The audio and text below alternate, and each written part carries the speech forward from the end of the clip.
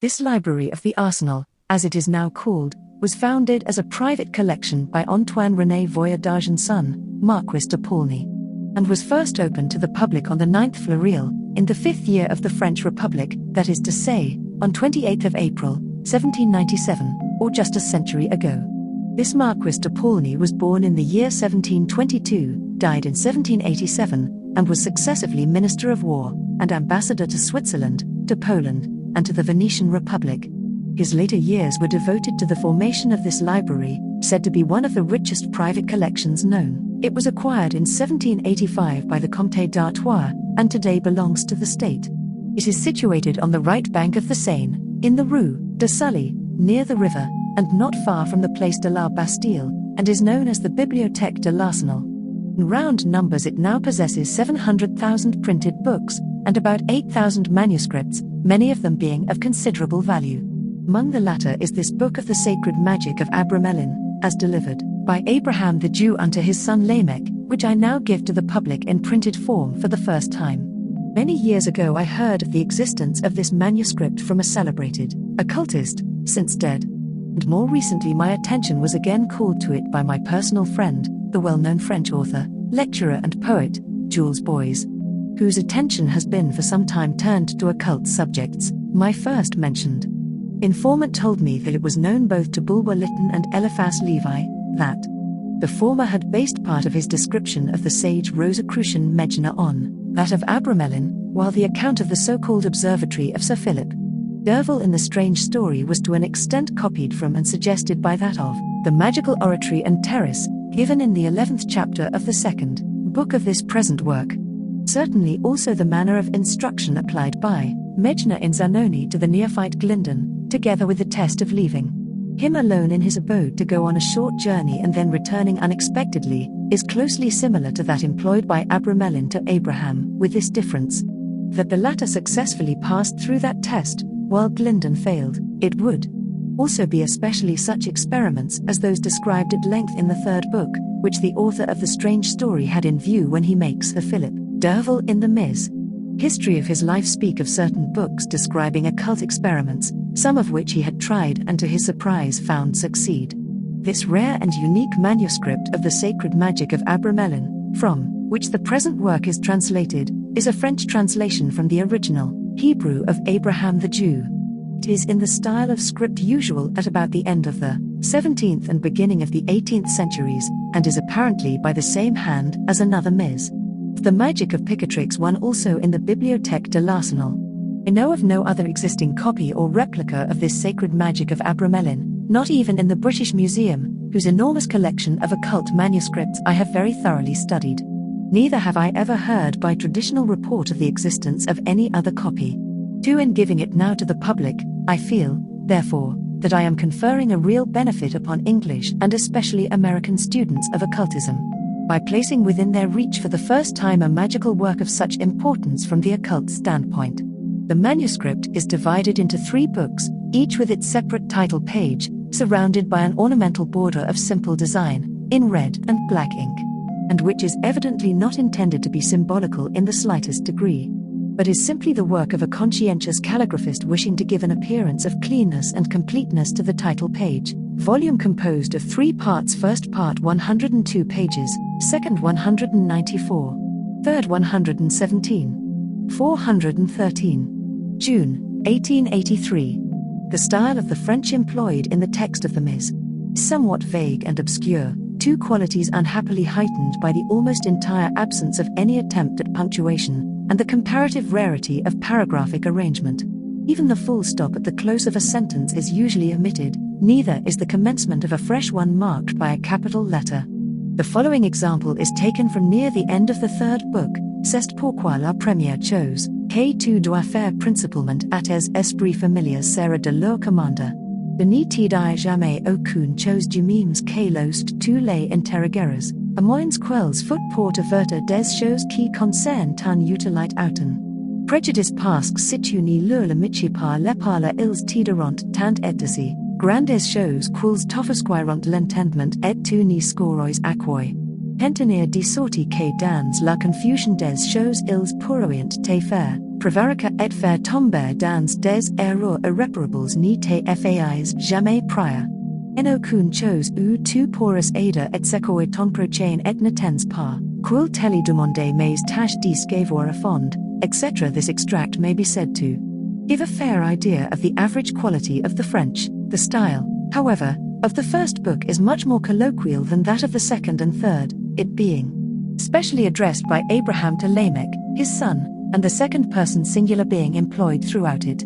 As some English readers may be ignorant of the fact, it is perhaps as well here to remark that in French too, thou is only used between very intimate friends and relations, between husband and wife lovers, etc., while vous, you, is the more usual mode of address to the world in general. Again, in sacred books, in prayers, etc. Vous is used, where we employ thou as having a more solemn sound than tu.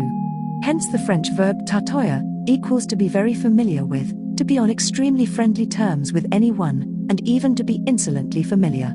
This first book contains advice concerning magic, and a description of Abraham's travels and experiences, as well as a mention of the many marvelous works he had been able to accomplish by means of this system of sacred magic. The second and third books, which really contain the magic of Abramelin, and are practically based on the two MSS entrusted by him to Abraham, the Jew, but with additional comments by the latter, differ in style from the former. The phraseology is quaint and at times vague, and the second person, plural, vous, is employed for the most part instead of tu. The work may then be thus roughly classified.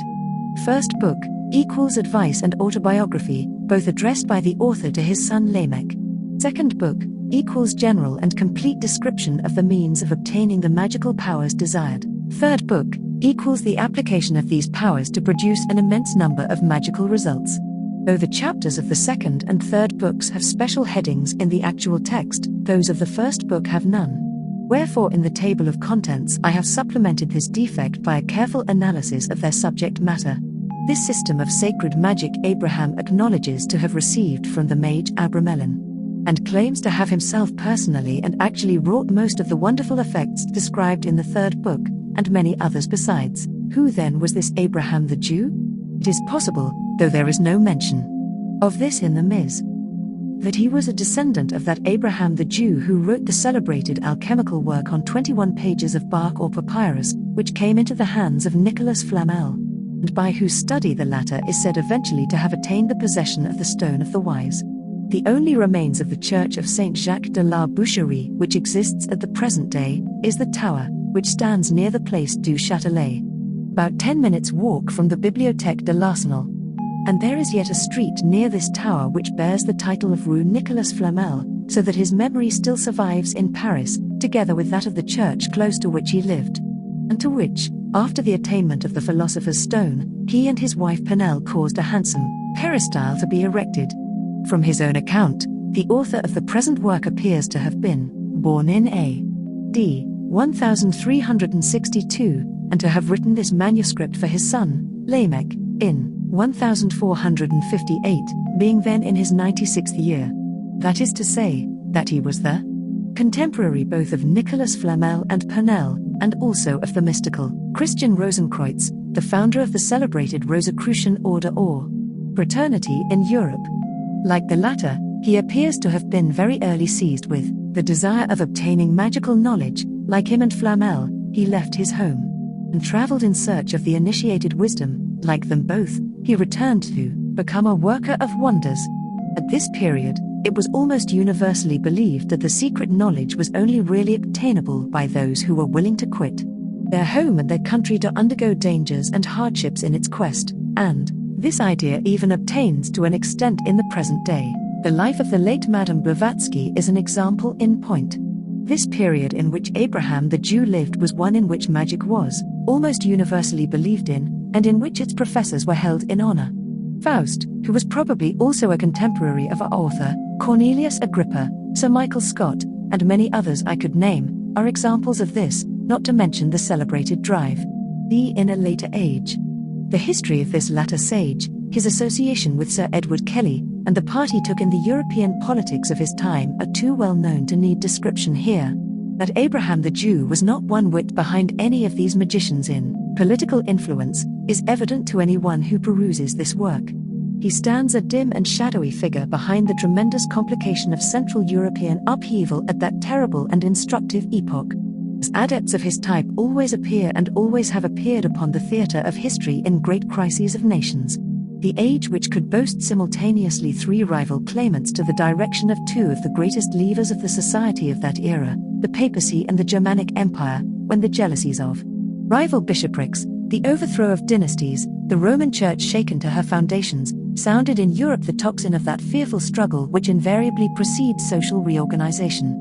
That wild whirlwind of national convulsion which engulfs in its vortex the civilization of a yesterday, but to prepare the reconstitution of a morrow. The enormous historical importance of such men as our author is always underrated, generally doubted. Notwithstanding that, like the writing on the wall at Belshazzar's feast, their manifestation in the political and historical arena is like the warning of a Tekel, Pupharsin, to a foolish and undiscerning world. The full and true history of any adept could only be written by himself, and, even then, if brought before the eyes of the world at large, how many persons would lend credence to it?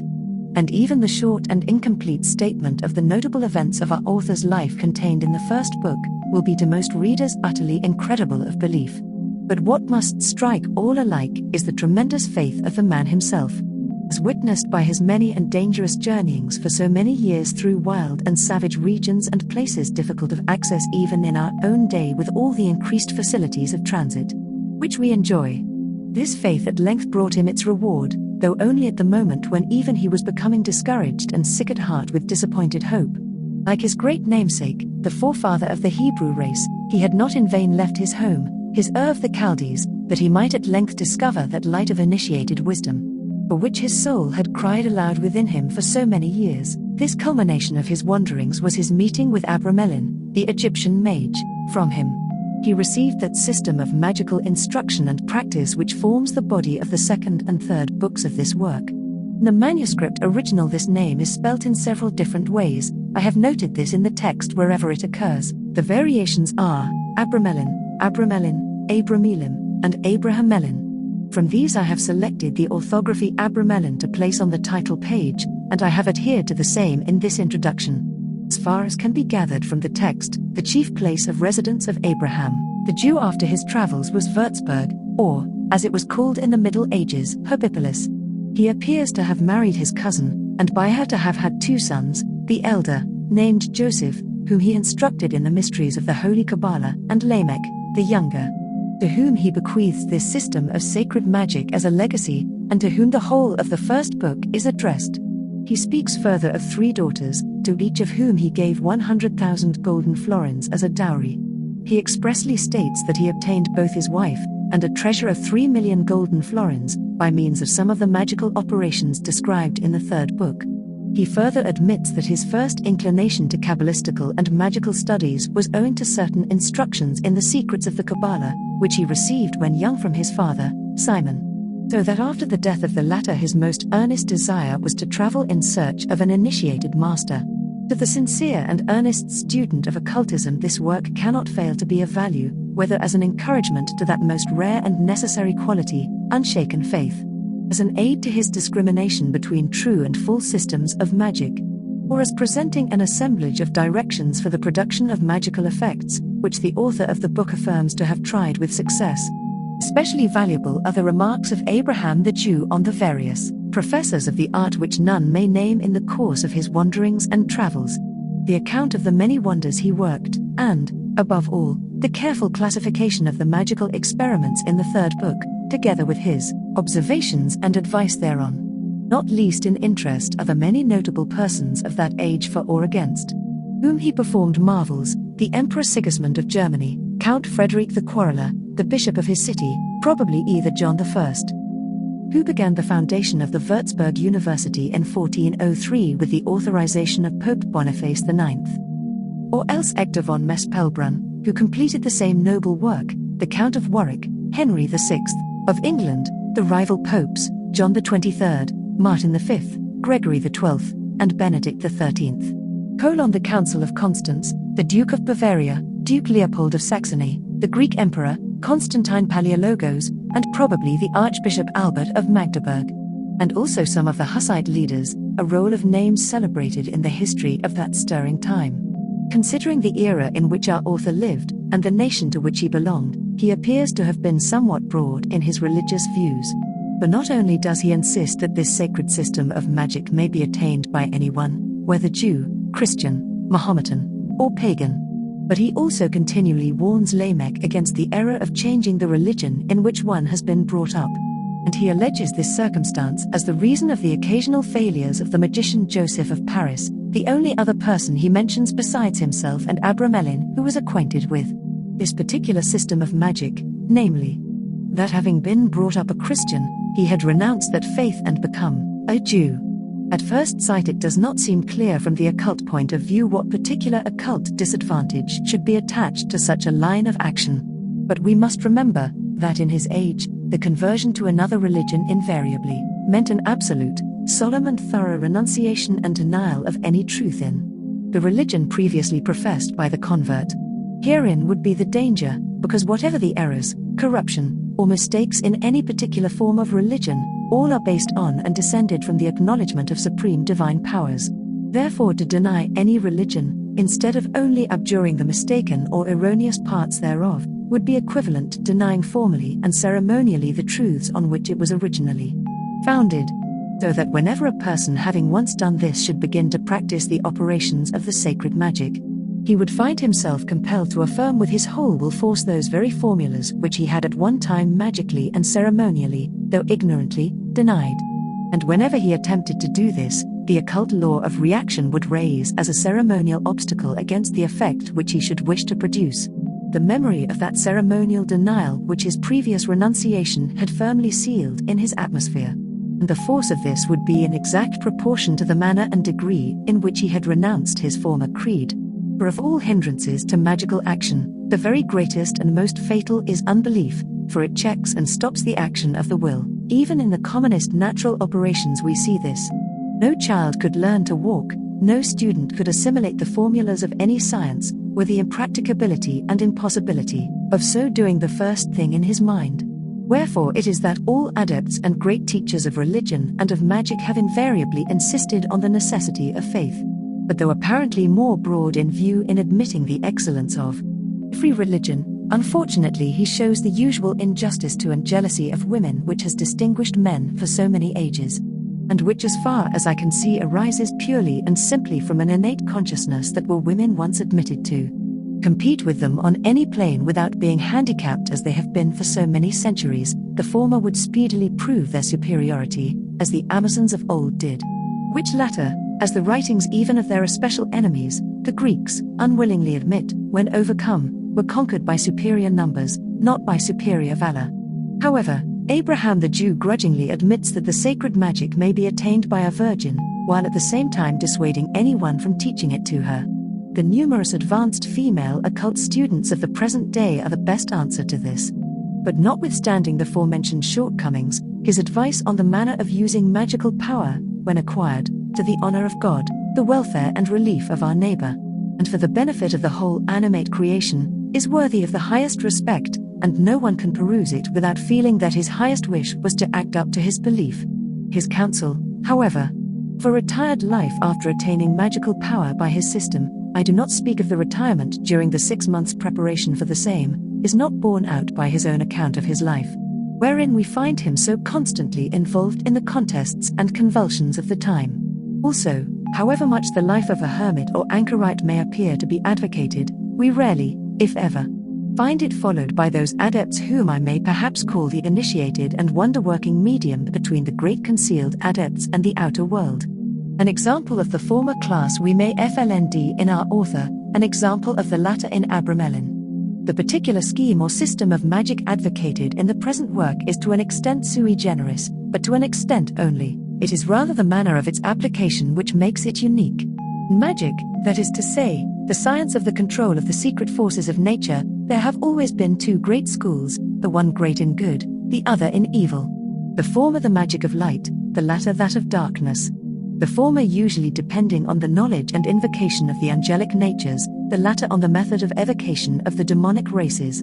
Usually, The former is termed white magic, as opposed to the latter, or black magic.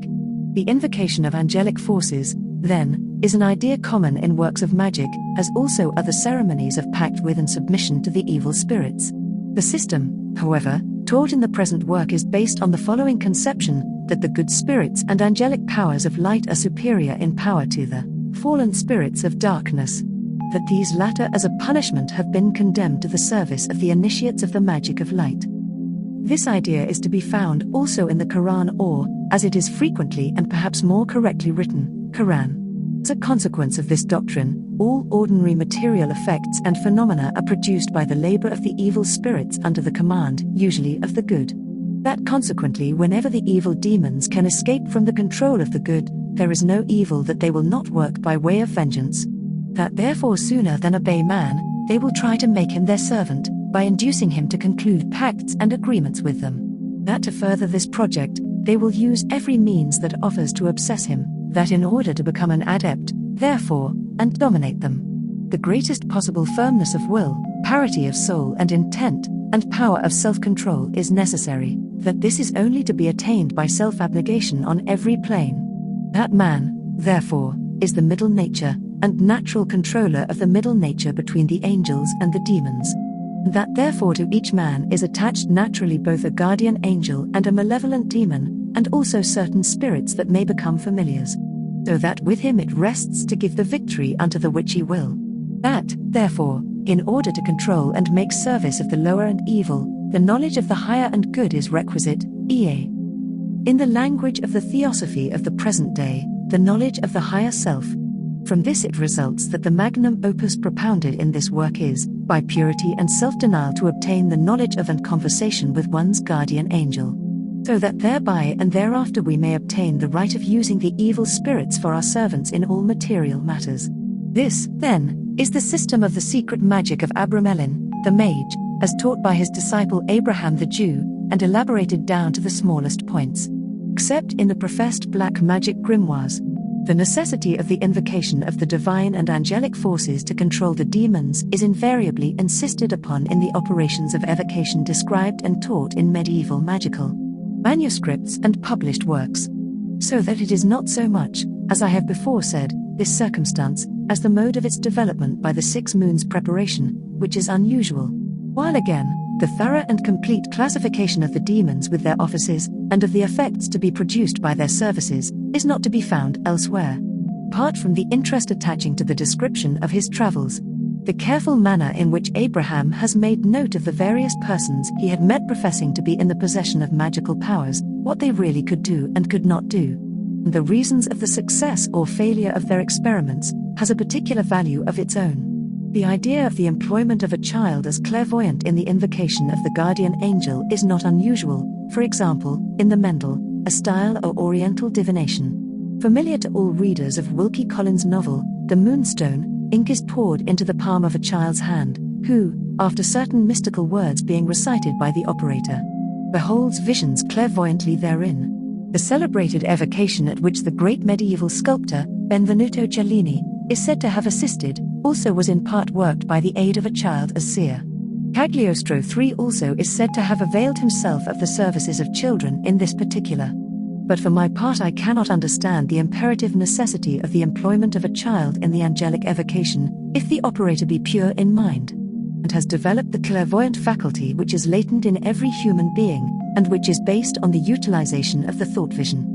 This thought vision is exercised almost unconsciously by everyone in thinking of either a place, person, or thing, which they know well. Immediately, coincident with the thought, the image springs before the mental sight. And it is the conscious and voluntary development of this which is the basis of what is commonly called clairvoyance. Among the Highlanders of Scotland, the faculty, as is well known, is of common manifestation, and the English it is usually spoken of as by second sight. Unfortunately, like far too many modern occultists, Abraham the Jew shows a marked intolerance of magical systems differing from his own. Even the renowned name of Petrus de Urbano IV is not sufficient to save the heptameron or magical elements from condemnation in the concluding part of the 3rd book. Works on magic, written conjurations, pentacles, seals, and symbols, the employment of magical circles, the use of any language but one's mother tongue, appear at first sight to be damned wholesale. Though on a more careful examination of the text, I think we shall find that it is rather their abuse through ignorance of their meaning which he intends to decry, than their intelligent and properly regulated use. It will be well here to carefully examine these points from the occult standpoint of an initiate, and for the benefit of real students.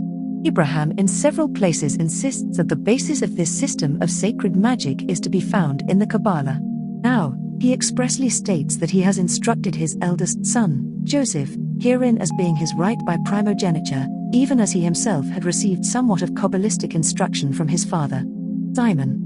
But this system of magic he bequeaths to his younger son, Lamech, expressly as a species of recompense to him for not being taught the Kabbalah, his status as a younger son being apparently a serious traditional disqualification. This being so, the reason is evident why he warns Lamech against the use of certain seals, pentacles, incomprehensible words, etc.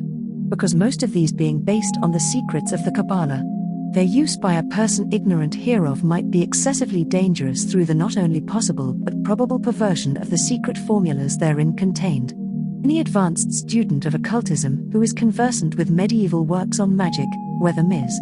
printed, knows the enormous and incredible number of errors in the sigils, pentacles, and Hebrew or Chaldee names, which have arisen from ignorant transcription and reproduction, this being carried to such an extent that in some cases the use of the distorted formulas given would actually have the effect of producing the very opposite result to that expected from them. I have commented at length on this subject in my notes to the Key of Solomon, published by me a few years ago. Wherefore Abraham the Jew, it appears to me, in his anxiety to save his son from dangerous errors in magical working, has preferred to endeavor to fill him with contempt for any other systems and methods of operation than the one here laid down. For also besides the unintentional perversions of magical symbols I have above mentioned, there was further the circumstance not only possible but probable of the many black magic grimoires falling into his hands, as they evidently had into Abraham's, the symbols in which are in many cases intentional perversions of divine names and seals, so as to attract the evil spirits and repel the good. But the third book of this work is crowded with Kabbalistic squares of letters, which are simply so many pentacles, and in which the names employed are the very factors which make them of value. Among them we find a form of the celebrated satyr, a repo, tenet, opera, rotors, which is one of the pentacles in the Key of Solomon. Abraham's formula is slightly different, and is to be used for obtaining the love of a maiden. The pentacle in my Key of Solomon the king is classed under Saturn, while the above is applied to the nature of Venus. I give the Hebrew form, see Appendix A, Table of Hebrew and Chaldee letters, of equivalence. In the Key of Solomon it is, as being a pentacle, inscribed within a double circle, wherein is written the following versicle from Psalm 72, v. His dominion shall be also from the one sea unto the other, and from the flood unto the world's end. In the Hebrew, this versicle consists of exactly 25 letters, the number of the letters of the square. It will be at once noticed that both this form and that given by Abraham the Jew are perfect examples of double acrostics, that is, that they read in every direction, whether horizontal or perpendicular, whether backwards or forwards. But the form given as a pentacle in the Key of Solomon the king is there said to be of value in adversity, and for repressing the pride of the spirits. This example therefore shows clearly that it is not so much the use of symbolic pentacles that Abraham is opposed to, as their ignorant perversions and inappropriate use. It is also to be observed that while many of the symbolic squares of letters of the third book present the nature of the double acrostic, there are also many which do not. And in the case of a great number the letters do not fill up the square entirely, but are arranged somewhat in the form of a gnomon, etc. Others again leave the center part of the square blank. Later, in this introduction I will, for the sake of comparison, give some examples of angelic invocation taken from other sources. Abraham the Jew repeatedly admits, as I have before urged, that this particular system of the sacred magic of Abramelin has its basis in the Kabbalah. It is well to examine what is here meant. The Kabbalah itself is divided into many parts. The great bulk of it is of a mystic doctrinal nature, giving the inner occult meaning of the Jewish sacred writings. Also it employs the numerical values of the Hebrew letters to draw analogies between words, the total numerical value of whose letters is the same. This branch alone is a most complicated study, and it will be foreign to our purpose to go into it here, the more so as my work, The Kabbalah Unveiled, treats at length of all these points. The so-called practical Kabbalah is the application of the mystic teachings to the production of magical effects, for the classification of divine and angelic names, of hosts and orders of angels, spirits and demons, of particular names of archangels, angels, intelligences, and demons, is to be found carried out even to minute detail in the Kabbalah, so that the knowledge hereof can give a critical appreciation of the correspondences, sympathies, and antipathies obtaining in the invisible world. Therefore, what Abraham means is that this system of sacred magic is thoroughly reliable, because correct in all its attributions, and that this being so, there is no chance of the operator using names and formulas on wrong occasions and in error. But also it is notable that Abraham the Jew, probably again with the intent of confusing Lamech as little as possible, speaks only of two great classes of spirits, the angels and the devils. The former to control, the latter to be controlled. And leaves entirely out of consideration, or rather does not describe that vast race of beings, the elemental spirits, who in themselves comprise an infinitude of various divisions of classification. Some of these being good, some evil, and a great proportion neither the one nor the other. Evidently, also, many of the results proposed to be attained in the third book would imply the use of the elemental spirits rather than that of the demons. No advanced adept, such as Abraham evidently was, could possibly be ignorant of their existence, power, and value.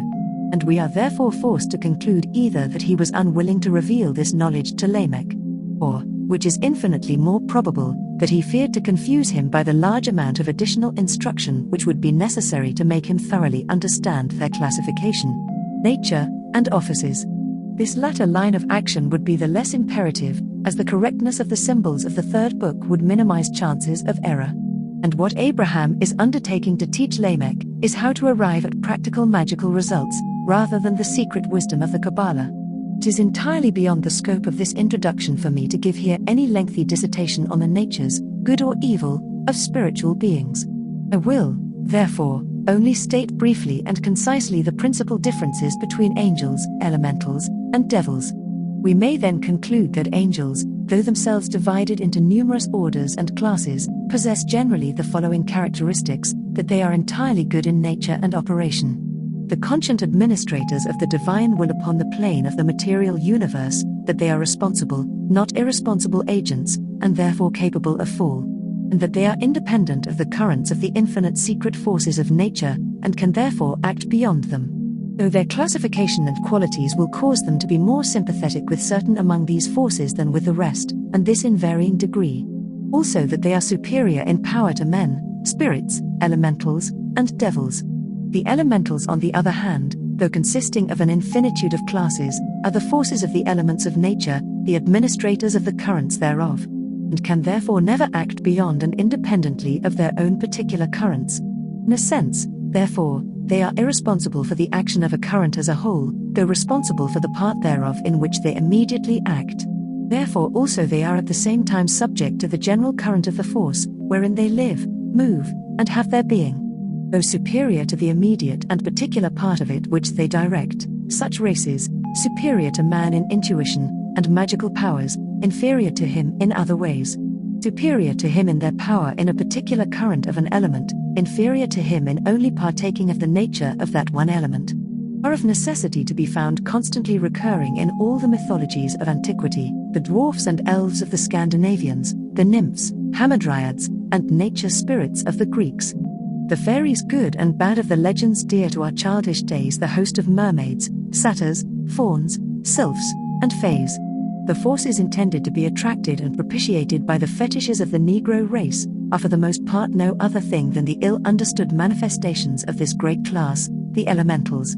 Among these, some, as I have before observed, are good, such are the salamanders, undines, sylphs, and gnomes, of the Rosicrucian philosophy. Many are frightfully malignant, delighting in every kind of evil, and might easily be mistaken for devils by the uninitiated, save that their power is less. A great proportion are neither good nor evil, irrationally working either, just as a monkey or a parrot might act.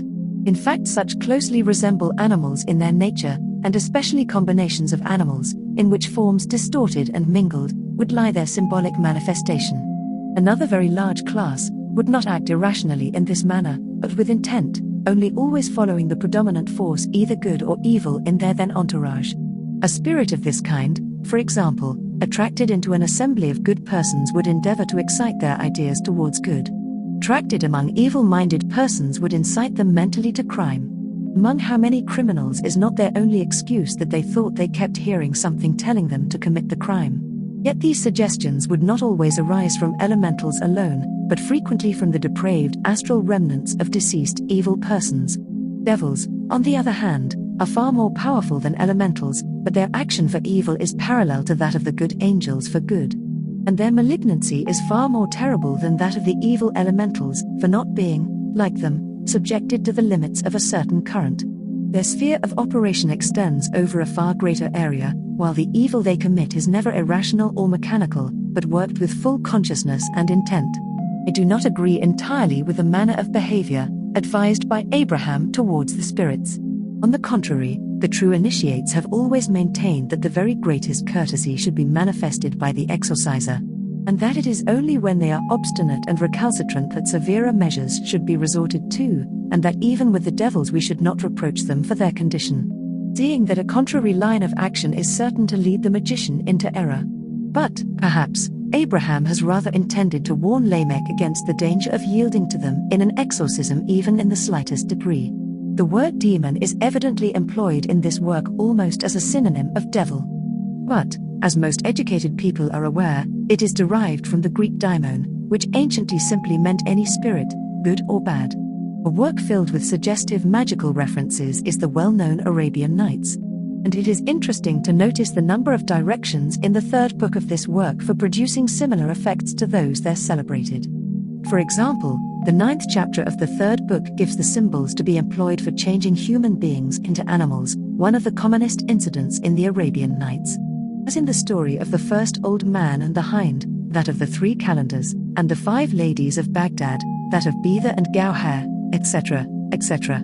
As distinct from the voluntary transformation of the magician into another form, as exemplified in the story of the 2nd calendar. The symbols for which are given in the 21st chapter of our third book. Again, these chapters will recall to many of my readers the extraordinary magical effects which Faust is said to have produced, who, by the way, as I have before remarked, was in all probability contemporary with Abraham the Jew. But the mode of their production as given in this work is not the black magic of pact and devil worship, against which our author so constantly inveighs, but instead a system of Kabbalistic magic, similar to that of the key of Solomon the king and the clavicles of Rabbi Solomon, though differing in the circumstance of the prior invocation of the guardian angel once for all. While in the works I have just mentioned, the angels are invoked in each evocation by means of the magical circle. Such works as these, then, and their like, it could not be the intention of Abraham to decry, seeing that like his system they are founded on the secret knowledge of the Kabbalah. As this in its turn was derived from that mighty scheme of ancient wisdom, the initiated magic of Egypt.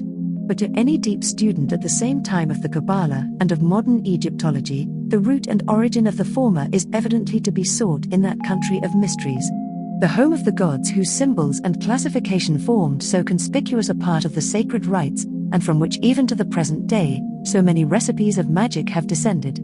For we must make a very careful distinction between the really ancient Egyptian magic and the Arabian ideas and traditions prevailing in Egypt in recent times. I think it is the learned Lenormant who points out in his work on Chaldean magic that the great difference between this and the Egyptian was that the magician of the former school indeed invoked the spirits, but that the latter allied himself with and took upon himself the characters and names of the gods to command the spirits by, in his exorcism. Which latter mode of working would not only imply on his part a critical knowledge of the nature and power of the gods, but also the affirmation of his reliance upon them, and his appeal to them for aid to control the forces evoked. In other words, the most profound system of white magic which it is possible to conceive. The next point worthy of notice is what Abraham urges regarding the preferability of employing one's mother tongue both in prayer and evocation. His chief reason being the absolute necessity of comprehending utterly and thoroughly with the whole soul and heart that which the lips are formulating. While fully admitting the necessity of this, I yet wish to state some reasons in favor of the employment of a language other than one's own. Chief, and first, that it aids the mind to conceive the higher aspect of the operation. When a different language and one looked upon as sacred is employed, and the phrases in which do not therefore suggest matters of ordinary life. Next, that Hebrew, Chaldee, Egyptian, Greek, Latin, etc., if properly pronounced, are more sonorous in vibration than most modern languages, and from that circumstance can suggest greater solemnity.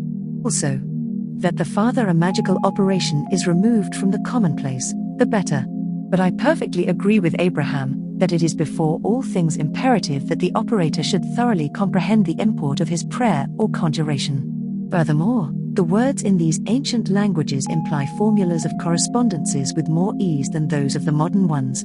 Pentacles and symbols are valuable as an equilibrated and fitting basis for the reception of magical force. But unless the operator can really attract that force to them, they are nothing but so many dead, and to him worthless, diagrams. But used by the initiate who fully comprehends their meaning, they become to him a powerful protection and aid, seconding and focusing the workings of his will. The risk of repeating what I have elsewhere said, I must caution the occult student against forming a mistaken judgment from what Abraham the Jew says regarding the use of magic circles and of licensing the spirits to depart. It is true that in the convocation of the spirits as laid down by him, it is not necessary to form a magic circle for defense and protection, but why? Because the whole group of the bedchamber, oratory, and terrace are consecrated by the preparatory ceremonies of the previous 6 moons, so that the whole place is protected, and the magician is, as it were, residing constantly within a magic circle. Therefore also the licensing to depart may be to a great extent dispensed with, because the spirits cannot break into the consecrated limit of the periphery of the walls of the house. But let the worker of ordinary evocations be assured that were this not so, and the convocation was performed in an unconsecrated place, without any magical circle having been traced for defense, the invocation to visible appearance of such fearful potencies as Amamen, Ejin, and Beelzebub would probably result in the death of the exorcist on the spot. Such death presenting the symptoms of one arising from epilepsy, apoplexy, or strangulation, varying with the conditions obtaining at the time. Also, the circle having been once formed, let the evocator guard carefully against either passing, or stooping, or leaning beyond its limits during the progress of the exorcism, before the license to depart has been given. Because that, even apart from other causes, the whole object and effect of the circle working is to create abnormal atmospheric conditions, by exciting a different status of force within the circle to that which exists without it, so that even without any malignant occult action of the spirits, the sudden and unprepared change of atmosphere will seriously affect the exorciser in the intensely strained state of nervous tension he will then be in. Also, the license to depart should not be omitted, because the evil forces will be only too glad to revenge themselves on the operator for having disturbed them, should he incautiously quit the circle without having previously sent them away, and if necessary even forced them to go by contrary conjurations. I do not share Abraham's opinion as to the necessity of withholding the operation of this sacred magic from a prince or potentate. Every great system of occultism has its own occult guards, who will know how to avenge mistaken tampering therewith. At the risk of repeating myself, I will once more earnestly caution the student against the dangerous automatic nature of certain of the magical squares of the 3rd book. For, if left carelessly about, they are very liable to obsess sensitive persons, children, or even animals. Abraham's remarks concerning the errors of astrology in the common sense, and of the attribution of the planetary hours are worthy of careful note. Yet I have found the ordinary attribution of the planetary hours effective to an extent. In all cases where there is anything difficult or obscure in the text, I have added copious explanatory notes. So many indeed as to form a species of commentary in parts. Especially have those on the names of the spirits cost me incredible labor, from the difficulty of identifying their root forms. The same may be said of those on the symbols of the 3rd book. Wherever I have employed parentheses in the actual text, they show certain words or phrases supplied to make the meaning clearer.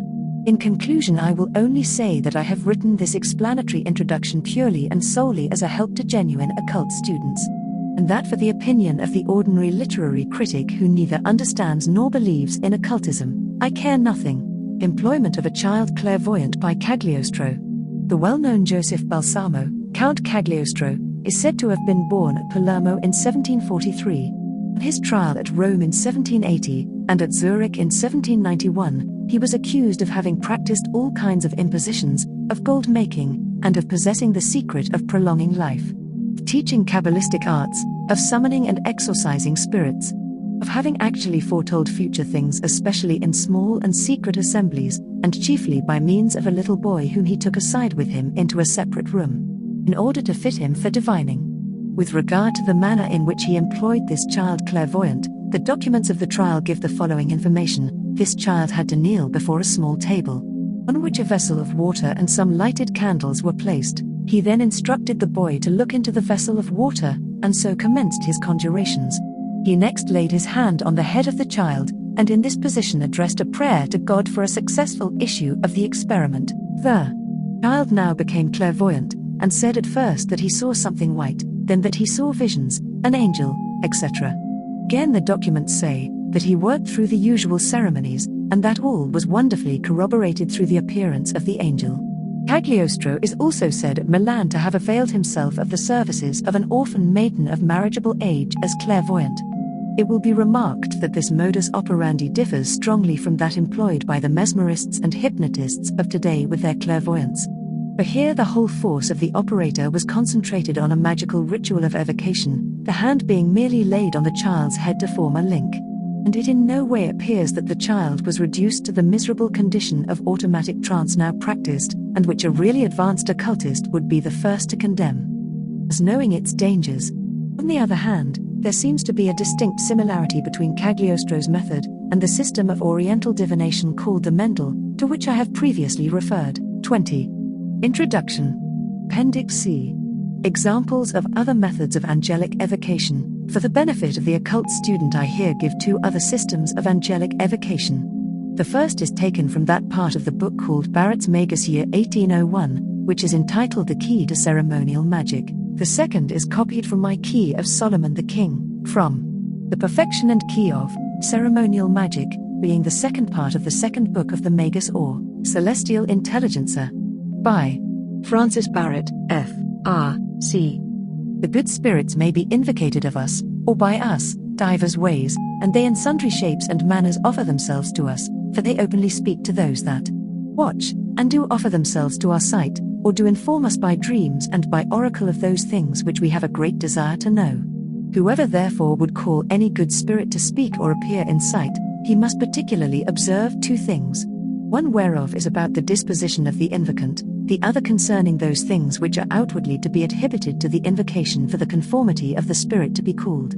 It is necessary therefore that the invocant religiously dispose himself for the space of many days to such a mystery, and to conserve himself during the time chaste, abstinent, and to abstract himself as much as he can from all manner of foreign and secular business. Likewise he should observe fasting, as much as shall seem convenient to him, and let him daily, between sun rising and setting, being clothed in pure white linen, 7 times call upon God, and make a deprecation unto the angels to be called and invocated, according to the rule which we have before taught. Now the number of days of fasting and preparation is commonly 1 month, i.e., the time of a whole lunation. Now, in the Kabbalah, we generally prepare ourselves 40 days before. Now concerning the place, it must be chosen clean, pure, close, quiet, free from all manner of noise, and not subject to any stranger's sight. This place must first of all be exorcised and consecrated, and let there be a table or altar placed therein, covered with a clean white linen cloth, and set towards the east, and on each side thereof place 2 consecrated wax lights burning. The flame thereof ought not to go out all these days. In the middle of the altar let there be placed lamens, or the holy paper we have before described, covered with fine linen, which is not to be opened until the end of the days of consecration. You shall also have in readiness a precious perfume and a pure anointing oil, and let them both be kept consecrated. Then set a censer on the head of the altar, wherein you shall kindle the holy fire, and make a precious perfume every day that you pray. Now for your habit, you shall have a long garment of white linen, close before and behind, which may come down quite over the feet, and gird yourself about the loins with a girdle. You shall likewise have a veil made of pure white linen, on which must be wrote in a gilt lamen the name Tetragrammaton, all which things are to be consecrated and sanctified in order. But you must not go into this holy place till it be first washed and covered with a cloth new and clean, and then you may enter, but with your feet naked and bare. And when you enter therein you shall sprinkle with holy water, then make a perfume upon the altar, and then on your knees pray before the altar as we have directed. Now when the time is expired, on the last day, you shall fast more strictly, and fasting on the day following, at the rising of the sun, enter the holy place, using the Ceremonies before spoken of, first by sprinkling thyself, then, making a perfume, you shall sign the cross with holy oil on the forehead, and anoint your eyes, using prayer in all these consecrations, then open the lamen and pray before the altar upon your knees. And then an invocation may be made as follows. An invocation of the good spirits. In the name of the blessed and holy Trinity, I do desire ye, strong and mighty angels, here name the spirit or spirits you would have appear, that if it be the divine will of him who is called Tetragrammaton, etc., the holy God, the Father, that ye take upon ye some shape as best becometh your celestial nature, and appear to us visibly here in this place, and answer our demands. In as far as we shall not transgress the bounds of the divine mercy and goodness, by requesting unlawful knowledge, but that thou wilt graciously show us what things are most profitable for us to know and do, to the glory and honor of his divine majesty who liveth and reigneth world without end. Amen. Lord, thy will be done on earth as it is in heaven. Make clean our hearts within us, and take not thy Holy Spirit from us. O Lord, by thy name we have called them, suffer them to administer unto us. And that all things may work together for thy honor and glory, to whom with thee, the Son and blessed Spirit, be ascribed all might, majesty, and dominion, world without end. Amen. The invocation being made, the good angels will appear unto you which you desire, which you shall entertain with a chaste communication, and license them to depart. Now the lamen which is used to invoke any good spirit must be made after the following manner, either in metal conformable or in new wax mixed with convenient spices and colors.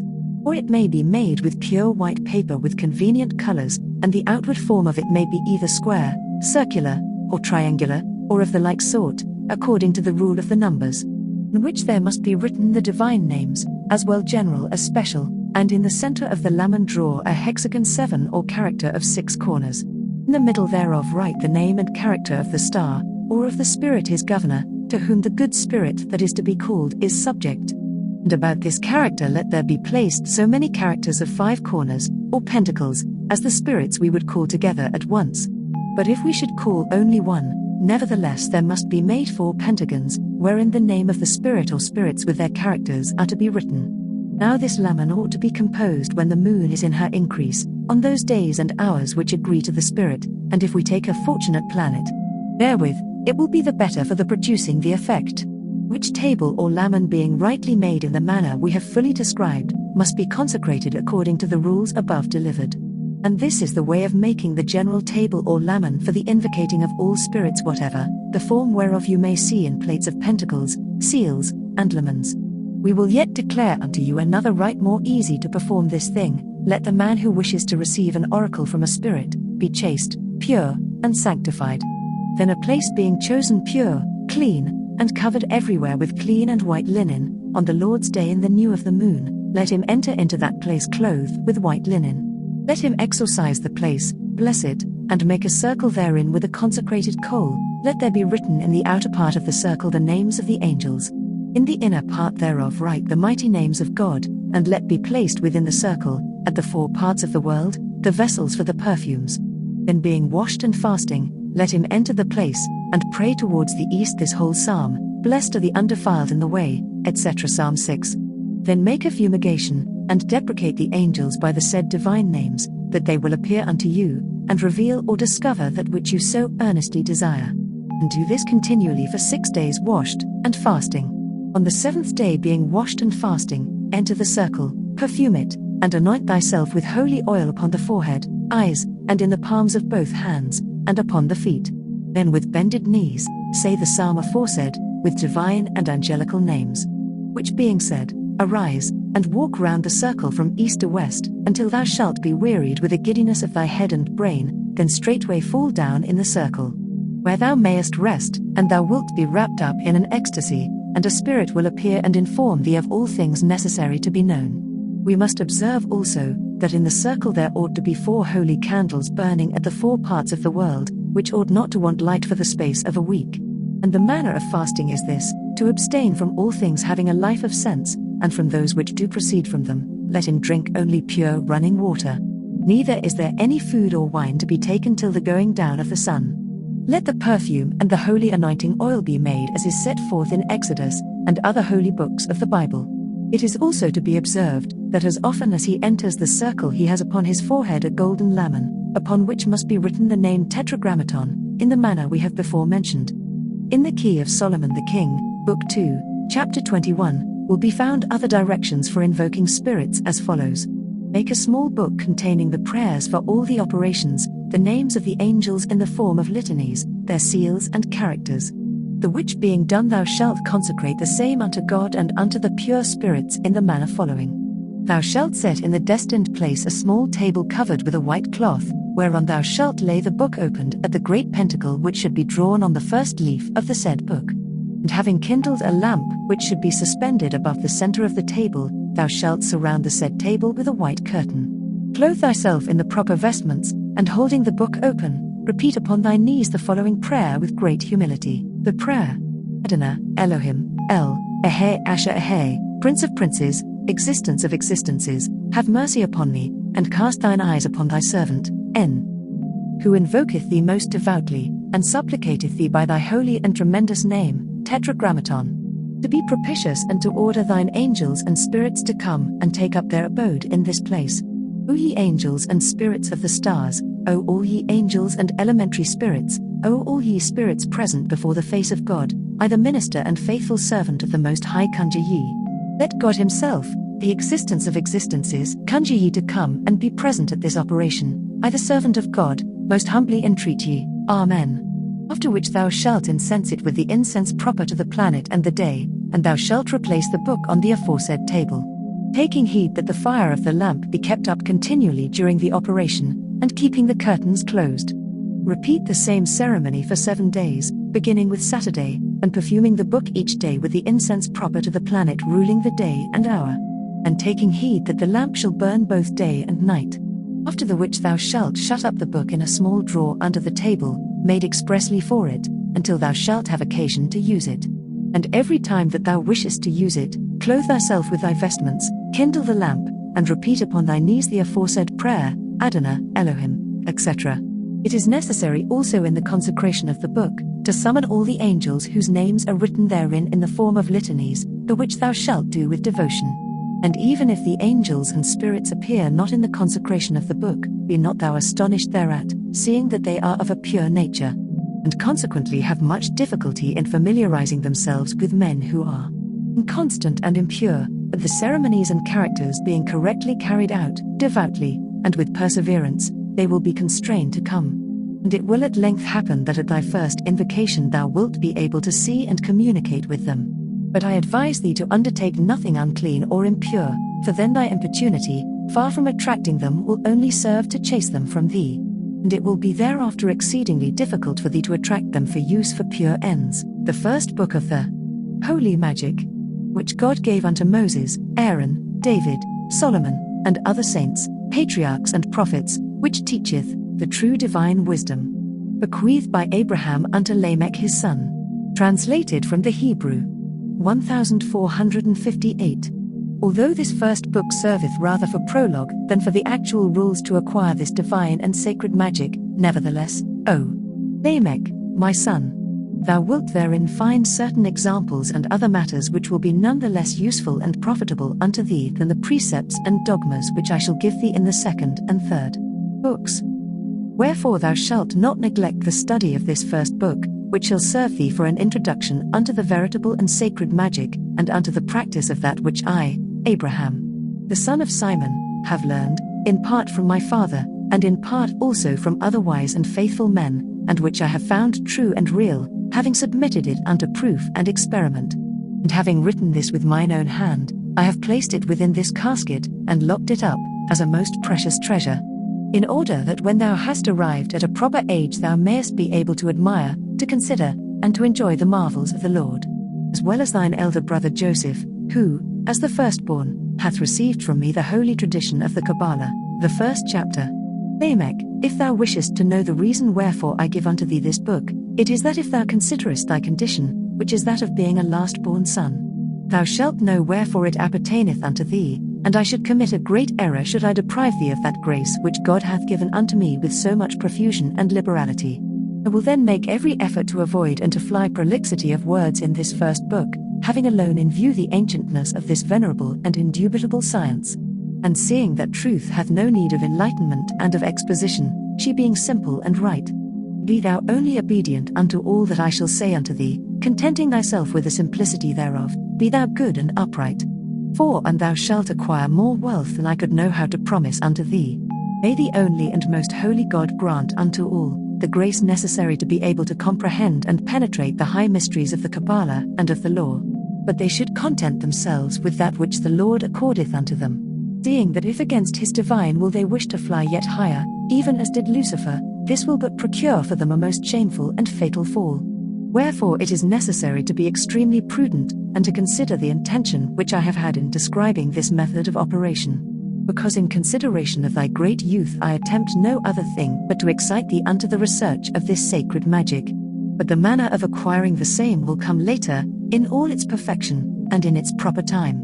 For it will be taught thee by better masters than I, that is to say, by those same holy angels of God. No man is born into the world a master, and for that reason are we obliged to learn. He who applieth himself thereunto, and studieth, learneth, and a man can have no more shameful and evil title than that of being an ignorant person. The second chapter. Therefore do I confess, that I, even I also, am not born a master, neither have I invented this science of my own proper genius. But I have learned it from others in the manner which I will hereafter tell thee, and in truth. My father, Simon, shortly before his death, gave me certain signs and instructions concerning the way in which it is necessary to acquire the holy Kabbalah. But it is however true that he did not enter into the holy mystery by the true path, and I could not know how to understand the same sufficiently and perfectly as reason demanded. My father was always contented and satisfied with such a method of understanding the same, and he sought out no further the veritable science and magical art, which I undertake to teach thee and to expound unto thee. After his death, finding myself 20 years of age, I had a very great passion to understand the true mysteries of the Lord. But of mine own strength I could not arrive at the end which I intended to attain.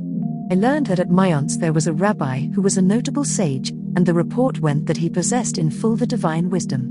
The great desire which I had to study induced me to go to seek him in order to learn from him. But this man also bad not received from the Lord the gift and a perfect grace. Because, although he forced himself to manifest unto me certain deep mysteries of the holy Kabbalah, he by no means arrived at the goal. And in his magic he did not in any way make use of the wisdom of the Lord, but instead availed himself of certain arts and superstitions of infidel and idolatrous nations, in part derived from the Egyptians, together with images of the Medes and of the Persians, with herbs of the Arabians, together with the power of the stars and constellations. And, finally, he had drawn from every people and nation, and even from the Christians, some diabolical art. And in everything the spirits blinded him to such an extent, even while obeying him in some ridiculous and inconsequent matter, that he actually believed that his blindness and error were the veritable magic, and he therefore pushed no further his research into the true and sacred magic. I also learned his extravagant experiments, and for 10 years did I remain buried in so great an error, until that after the 10 years I arrived in Egypt at the house of an ancient sage who was called Abramelin, who put me into the true path as I will declare it unto thee hereafter, and gave me better instruction and doctrine than all the others. But this particular grace was granted me by the Almighty Father of all mercy, that is to say, Almighty God, who little by little illuminated mine understanding and opened mine eyes to see and admire, to contemplate and search out his divine wisdom, in such a manner that it became possible unto me to further and further understand and comprehend the sacred mystery by which I entered into the knowledge of the holy angels, enjoying their sight and their sacred conversation, from whom at length I received afterwards the foundation of the veritable magic, and how to command and dominate the evil spirits. So that by way of conclusion unto this chapter I cannot say that I have otherwise received the true instruction save from Abramelin, and the true and incorruptible magic save from the holy angels of God. The third chapter. I have already said in the preceding chapter that shortly after the death of my father, I attached myself unto the research of the true wisdom, and of the mystery of the Lord. Now in this chapter I will briefly mention the places and countries by which I have passed in order to endeavor to learn those things which are good. And I do this in order that it may serve thee for a rule and example not to waste thy youth in petty and useless pursuits, like little girls sitting round the fireplace. For there is nothing more deplorable and more unworthy in a man than to find himself ignorant in all circumstances. He who worketh and travelleth learneth much, and he who knoweth not how to conduct and govern himself when far from his native land, will know still less in his own house how to do so. I dwelt then, after the death of my father, for 4 years with my brothers and sisters, and studied with care how to put to a profitable use what my father had left me after his death. And seeing that my means were insufficient to counterbalance the expenses which I was compelled to be at, after having set in order all my affairs and business as well as my strength permitted, I set out, and I went into Vormatia to my aunts, in order to find there a very aged rabbi named Moses, in the hope that I had found in him that which I sought. As I have said in the preceding chapter, his science had no foundation such as that of the true divine wisdom. I remained with him for 4 years, miserably wasting all that time there, and persuading myself that I had learned all that I wished to know. And I was only thinking of returning to my paternal home, when I casually met a young man of our sect, named Samuel, a native of Bohemia, whose manners and mode of life showed me that he wished to live, walk, and die in the way of the Lord and in his holy law. And I contracted so strong a bond of friendship with him that I showed him all my feelings and intentions, as he had resolved to make a journey to Constantinople, in order to there join a brother of his father, and thence to pass into the Holy Land wherein our forefathers had dwelt, and from the which for our very great errors and misdeeds we had been chased and cast forth by God. He 11 having so willed it, the moment that he 12 had made me acquainted with his design, I felt an extraordinary desire to accompany him in his journey. And I believe that Almighty God wished by this means to awaken me. For I could take no rest until the moment that we mutually and reciprocally passed our word to each other and swore to make the voyage together. On the 13th day of February, in the year 1397, we commenced our journey, passing through Germany, Bohemia, Austria, and thence by Hungary and Greece unto Constantinople, where we remained 2 years. And I should never have quitted it, had not death taken Samuel from me at length through a sudden illness.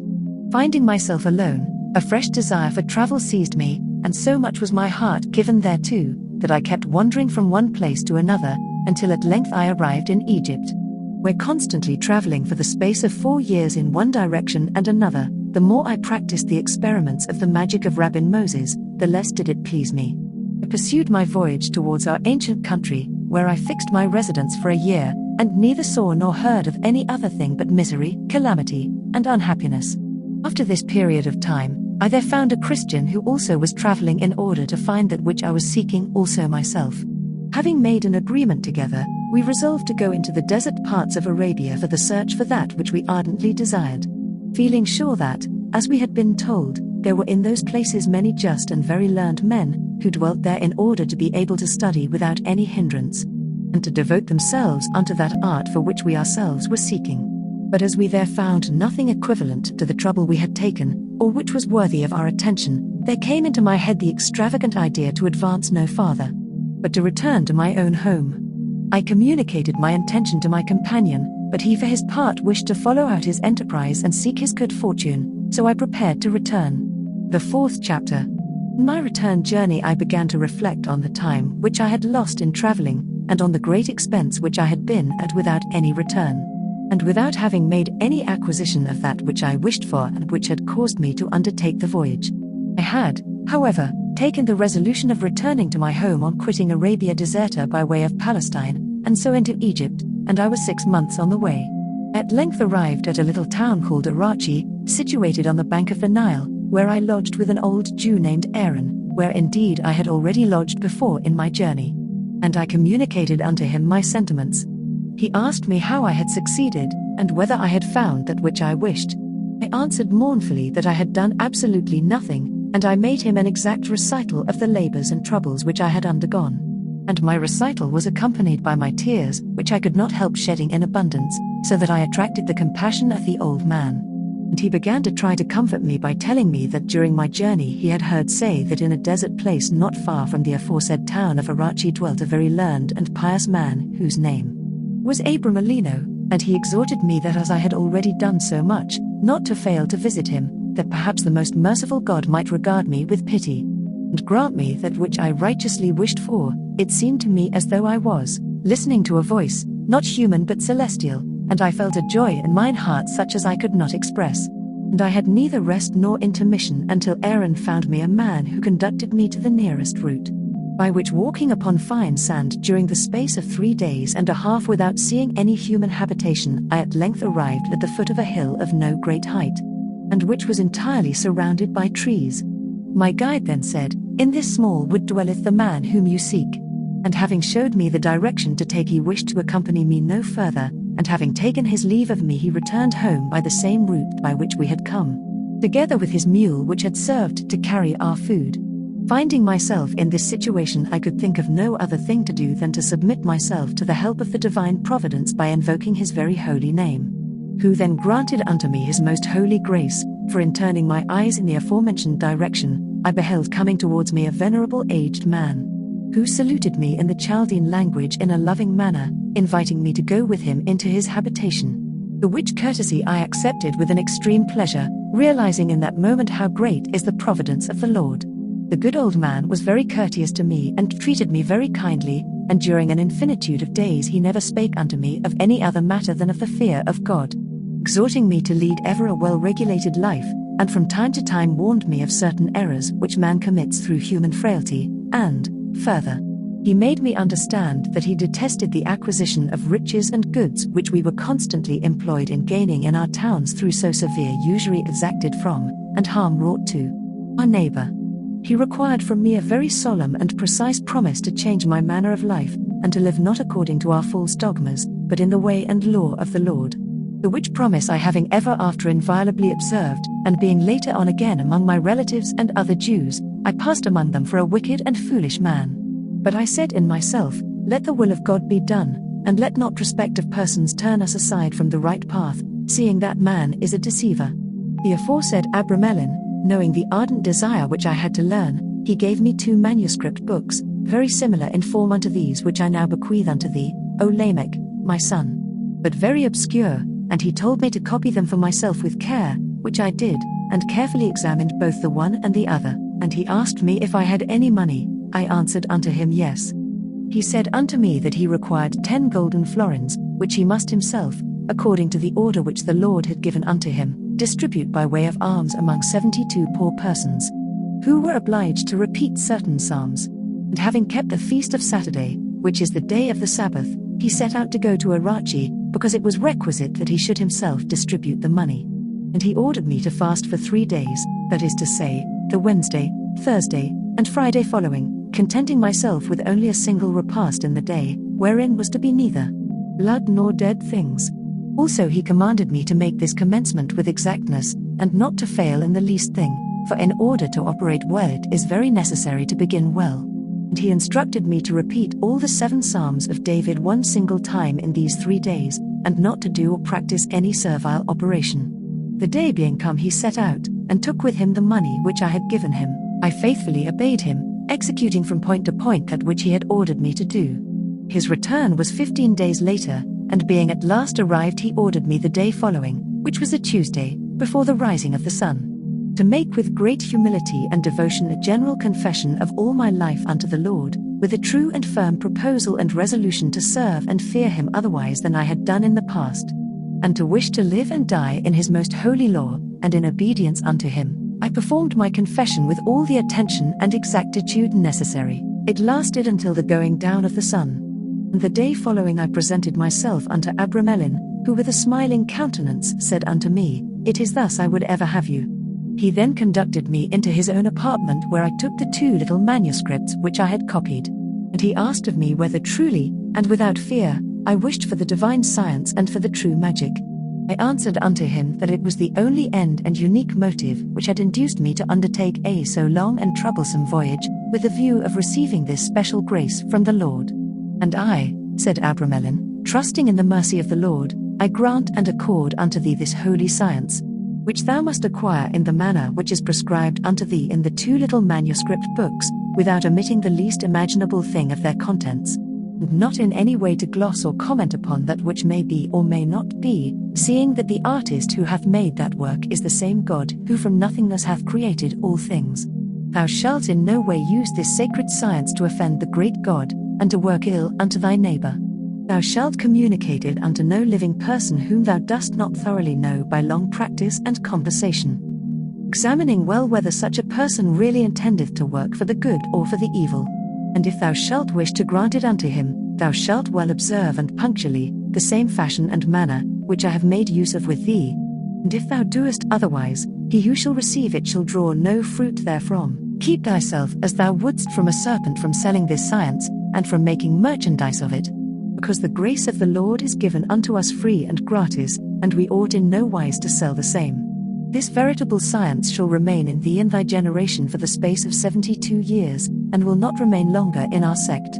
Let not thy curiosity push thee on to understand the cause of this, but figure to thyself that we are so good, that our sect hath become insupportable not only to the whole human race, but even to God himself. I wished in receiving these 2 small manuscript books to throw myself on my knees before him, but he rebuked me, saying that we ought only to bend the knee before God. I avow that these 2 books were so exactly written, that thou, O Lamech my son, mayest see them after my death, and thou shalt thus recognize how much respect I have for thee. It is true that before my departure I well read and studied them, and when I found anything difficult or obscure I had recourse unto Abramelin, who with charity and patience explained it unto me. Being thoroughly instructed, I took leave of him, and having received his paternal blessing, a symbol which is not only in use among the Christians, but which was also the custom with our forefathers, I also departed, and I took the route to Constantinople, whither having arrived I fell sick, and my malady lasted for the space of 2 months. But the Lord in his mercy delivered me therefrom, so that I soon regained my strength, and finding a vessel ready to depart for Venice I embarked thereon, and I arrived there. And having rested some days I set out to go unto Trieste, where having landed, I took the road through the country of Dalmatia, and arrived at length at my paternal home, where I lived among my relatives and my brothers. The 5th chapter. It is not sufficient to travel and journey abroad and see many lands, if one does not draw some useful experience therefrom. Wherefore, in order to show unto thee a good example, I will in this chapter speak of the mysteries of this art which I discovered in one way and another while traveling in the world, and also of the measure and understanding of their various sciences. While, in the 6th chapter following, I will recount the things which I have learned and seen with some among them, and whether in actual practice I found them true or false. I have already before told you that my first master had been the Rabbin Moses at Mayence, who was indeed a good man, but entirely ignorant of the true mystery and of the veritable magic. He only devoted himself to certain superstitious secrets which he had collected from various infidels, and which were full of the nonsense and foolishness of pagans and idolaters, to such an extent that the good angels and holy spirits judged him unworthy of their visits and conversation, and the evil spirits mocked him to a ridiculous extent. At times, indeed, they spake to him voluntarily and by caprice, and obeyed him in matters vile, profane, and of no account, in order the better to entrap, deceive and hinder him from searching further for the true and certain foundation of this great science. At Argentine I found a Christian called James, who was reputed as a learned and very skillful man, but his art was the art of the juggler, or cup and balls player, and not that of the magician. In the town of Prague I found a wicked man named Antony, aged 25 years, who in truth showed me wonderful and supernatural things, but may God preserve us from falling into so great an error, for the infamous wretch avowed to me that he had made a pact with the demon, and had given himself over to him in body and in soul, and that he had renounced God and all the saints, while, on the other hand, the deceitful Leviathan had promised him 40 years of life to do his pleasure. He made every effort, as he was obliged to by the pact, to persuade me and drag me to the precipice of the same error and misery, but at first I kept myself apart from him, and at last I took flight. And to this day do they sing in the streets of the terrible end which befell him. May the Lord God of his mercy preserve us from such a misfortune. This should serve us as a mirror of warning to keep far from us all evil undertakings and pernicious curiosity. In Austria I found an infinitude, but all were either ignorant, or like unto the Bohemians. In the kingdom of Hungary I found but persons knowing neither God nor devil, and who were worse than the beasts. In Greece I found many wise and prudent men, but, however, all of them were infidels, among whom there were 3 who principally dwelt in desert places, who showed unto me great things, such as how to raise tempests in a moment, how to make the sun appear in the night, how to stop the course of rivers, and how to make night appear at midday. The whole by the power of their enchantments, and by applying superstitious ceremonies. Near Constantinople, in a place called Aphia, there was a certain man, who, instead of enchantments, made use of certain numbers which he wrote upon the earth, and by means of these he caused certain extravagant and terrifying visions to appear. But in all these arts there was no practical use, but only the loss of soul and of body, because all these only worked by particular pacts, which had no true foundation. Also all these arts demanded a very long space of time, and they were very false, and when these men were unsuccessful they had always ready 1,000 lies and excuses. In the same city of Constantinople I found 2 men of our law, namely, Simon and the Rabbin Abraham, whom we may class with Rabbin Moses of Mayence. In Egypt the first time I found 5 persons who were esteemed and reputed as wise men, among whom were 4, namely, Hore, Abimelech, Alcan, and Orelak, who performed their operations by the means of the course of the stars and of the constellations, adding many diabolical conjurations and impious and profane prayers, and performing the whole with great difficulty. The 5th, named Abramelin, operated by the means and aid of demons, to whom he prepared statues, and sacrificed, and thus they served him with their abominable arts. In Arabia they made use of plants, of herbs, and of stones as well precious as common. The divine mercy inspired me to return thence, and led me to Abramelin, who was he who declared unto me the secret, and opened unto me the fountain and true source of the sacred mystery, and of the veritable and ancient magic which God had given unto our forefathers. Also at Paris I found a wise man called Joseph, who, having denied the Christian faith, had made himself a Jew. This man truly practiced magic in the same manner as Abramelin, but he was very far from arriving at perfection therein. Because God, who is just, never granteth the perfect, veritable and fundamental treasure unto those who deny him. Notwithstanding that in the rest of their life they might be the most holy and perfect men in the world.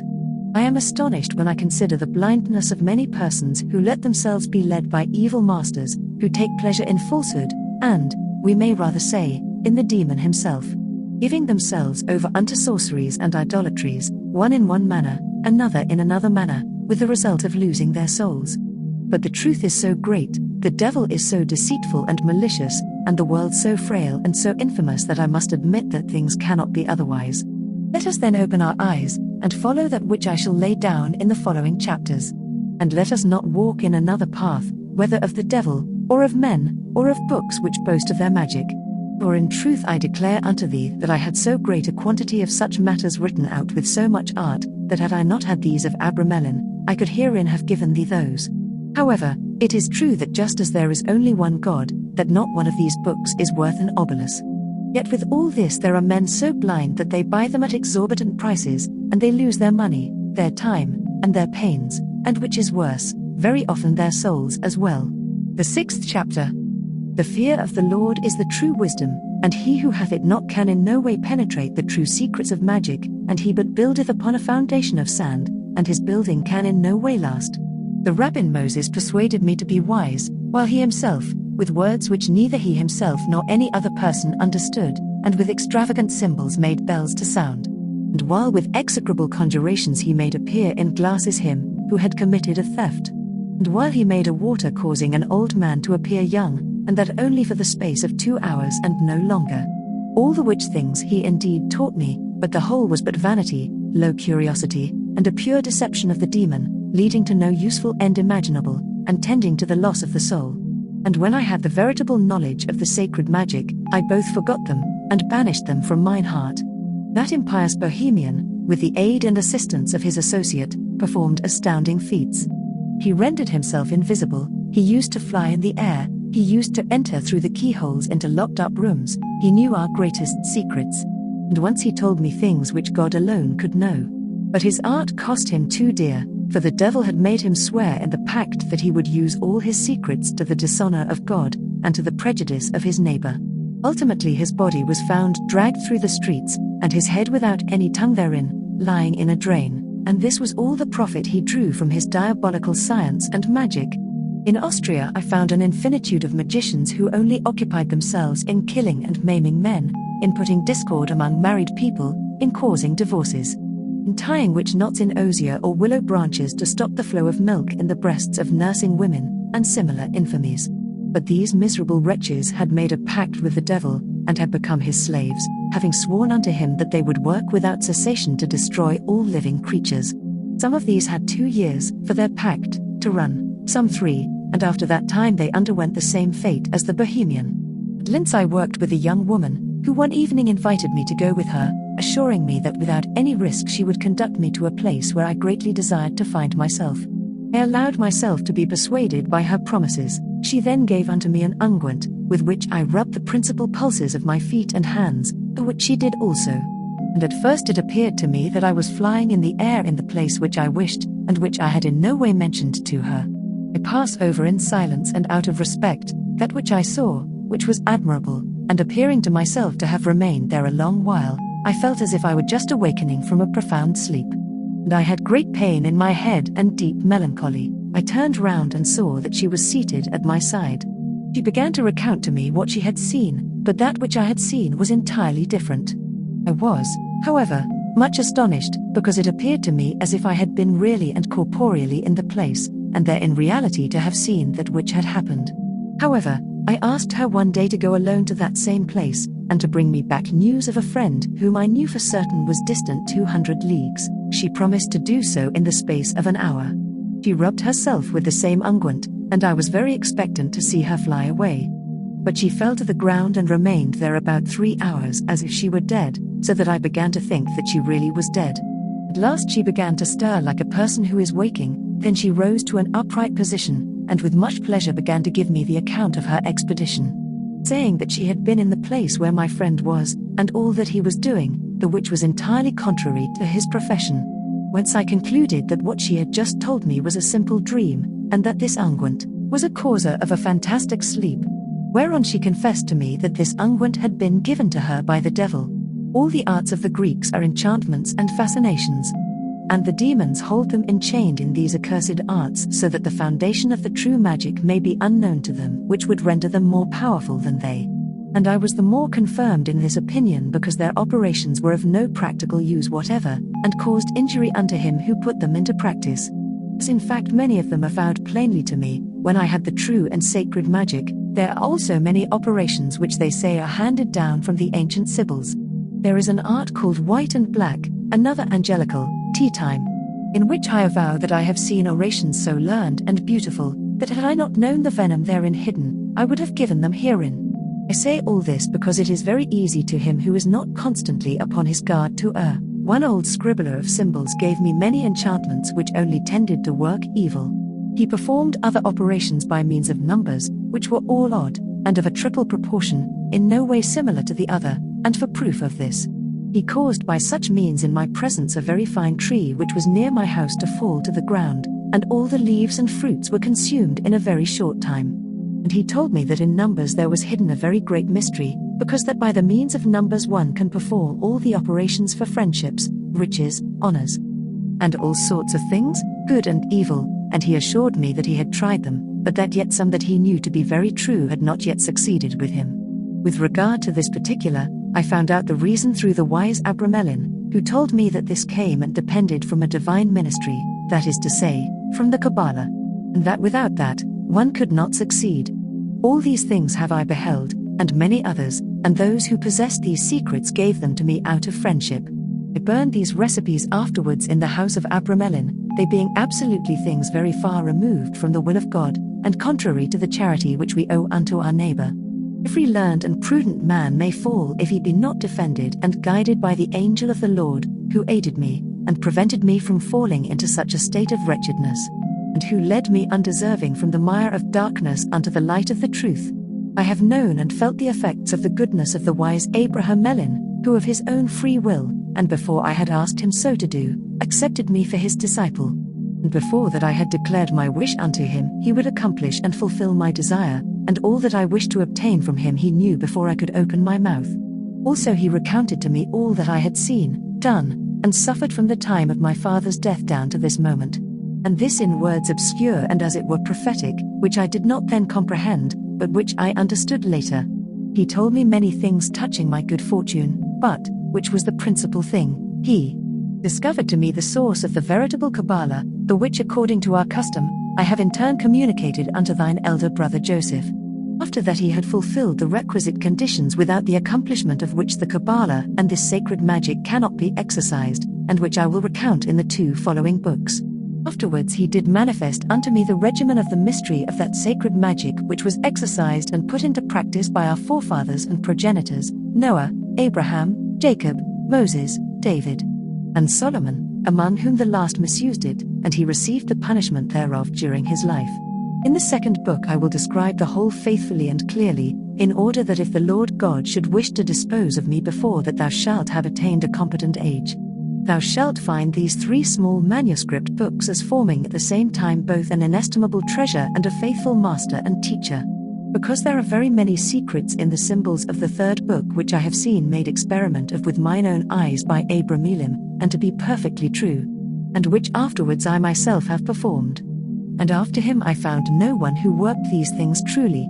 And although Joseph at Paris walked in the same path, nevertheless God, as a just judge, did not in any way wish to grant unto him the sacred magic in its entirety, because he had despised the Christian law.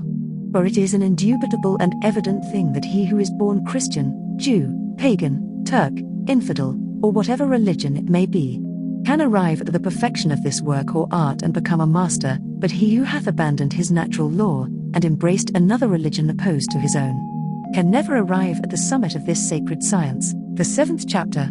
God, the Father of mercy, having granted unto me the grace to return safe and sound into my country, I paid unto him according to my small power, some little portion of that which I owed him, thanking him for so many benefits which I had received from him, and in particular for the acquisition of the Kabbalah which I had made at the house of Abramelin. It now only remained for me to reduce to practice this sacred magic, but many things of importance and hindrances presented themselves, among the which my marriage was one of the greatest. I therefore judged it fitting to defer putting it in practice, and a principal obstacle was the inconvenience of the place in which I dwelt. I resolved to absent myself suddenly, and go away into the Hercynian forests, and there remain during the time necessary for this operation, and lead a solitary life. It was not possible for me to do it sooner for many reasons and dangers, of which latter I ran a risk in that place, besides which it would be necessary to leave my wife, who was young and now enceinte. Finally, I resolved to follow the example of Abramelin, and I divided my house into 2 parts. I took another house at rent, which I in part furnished, and I gave over to one of my uncles the care of providing the necessaries of life and the needs thereof. Meanwhile I with my wife and a servant remained in my own house, and I began to accustom myself to the solitary life, which it was to me extremely difficult to support, because of the melancholic humor which dominated me, and I lived thus till the season of Easter, which I celebrated with all the family according to custom. Then first, on the following day, in the name and to the honor of God Almighty, the Creator of heaven and of earth, I commenced this holy operation. And I continued it for 6 moons without omitting the slightest detail, as thou wilt understand later. And the period of the 6 moons being expired, the Lord granted unto me his grace by his mercy, according to the promise made unto our forefathers, since while I was making my prayer unto him he deigned to grant unto me the vision and apparition of his holy angels, together with which I experienced so great joy, consolation and contentment of soul, that I could neither express it nor put it into writing.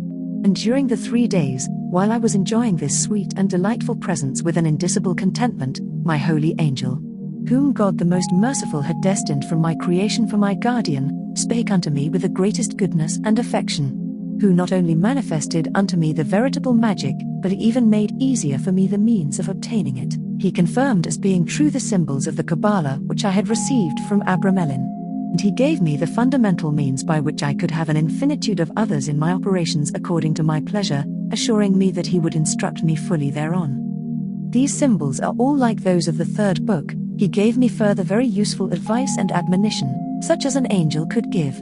How I should govern myself the following days with the evil spirits so as to constrain them to obey me, the which I duly followed out, fulfilling always from point to point his instructions very faithfully.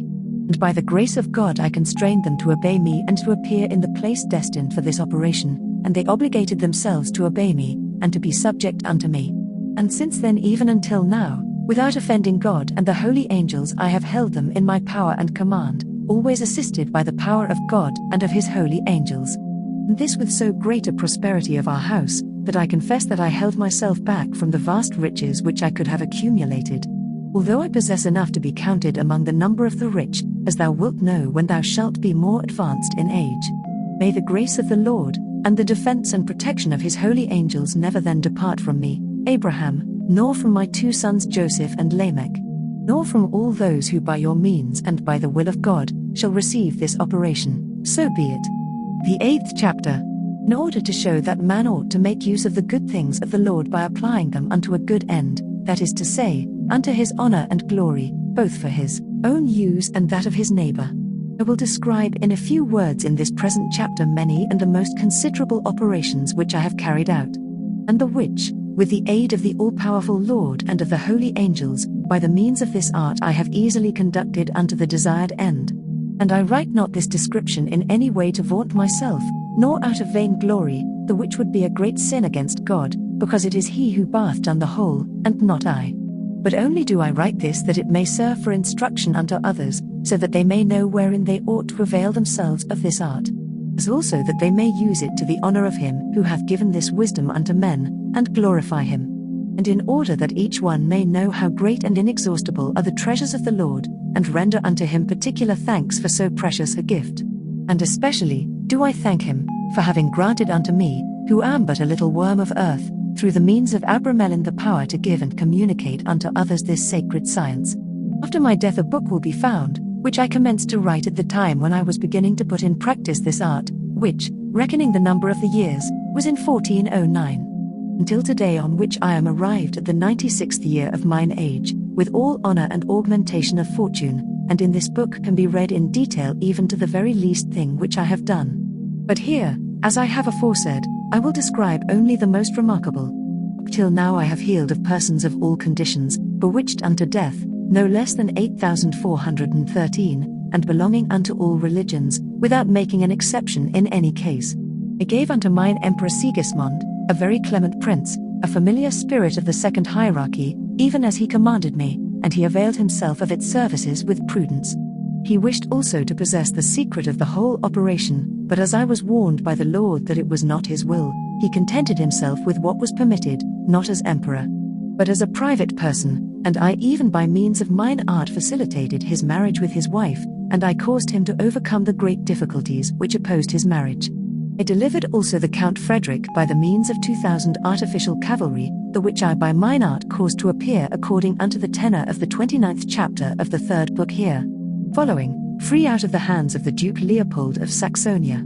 The which Count Frederick without me would have lost both his own life, and his estate as well, which latter would not have descended unto his heirs. Unto the bishop of our city also, I showed the betrayal of his government at Orumbera, 1 year before the same occurred. And I say no more concerning this, because he is an ecclesiastic, passing over in silence all that I have further done to render unto him service. The Count of Warwick was delivered by me from prison in England the night before he was to have been beheaded. I aided the flight of the Duke, and of his Pope John, from the Council of Constance, who would otherwise have fallen into the hands of the enraged emperor. And the latter having asked me to predict unto him which one of the 2 popes, John the 23rd, and Martin the 5th, should gain in the end, my prophecy was verified. That fortune befalling which I had predicted unto him at Ratisbon, at the time when I was lodged at the house of the Duke of Bavaria, my lord, for matters of the greatest importance. The door of my room was forced, and I had the value of 83,000 Hungarian pieces stolen from me in jewels and money. As soon as I returned, the thief, although he was a bishop, was forced to himself bring it back to me in person, and to return with his own hands to me the money, jewels, and account books, and to give me the principal reasons which had forced him to commit the theft, rather than any other person. 6 months ago I did write unto the Grecian emperor, and I warned him that the affairs of his empire were in a very bad condition, and that his empire itself was on the brink of ruin, unless he could appease the anger of God. As there only remaineth unto me but a little while to live, those who remain after me will receive the news of the result of this prophecy. The operation of the 13th chapter of the 2nd book I have twice performed, once in the house of Savonia, and another time in the Marquisate of Magdeburg, and I was the cause that their estates were handed down unto their children. Now when once the faculty of being able to avail oneself of the sacred magic hath been obtained, it is permissible to demand from the angel a sum of coined money proportionate unto thy birth, quality and capacity, the which without difficulty will be granted unto thee. Such money is taken from the hidden treasures.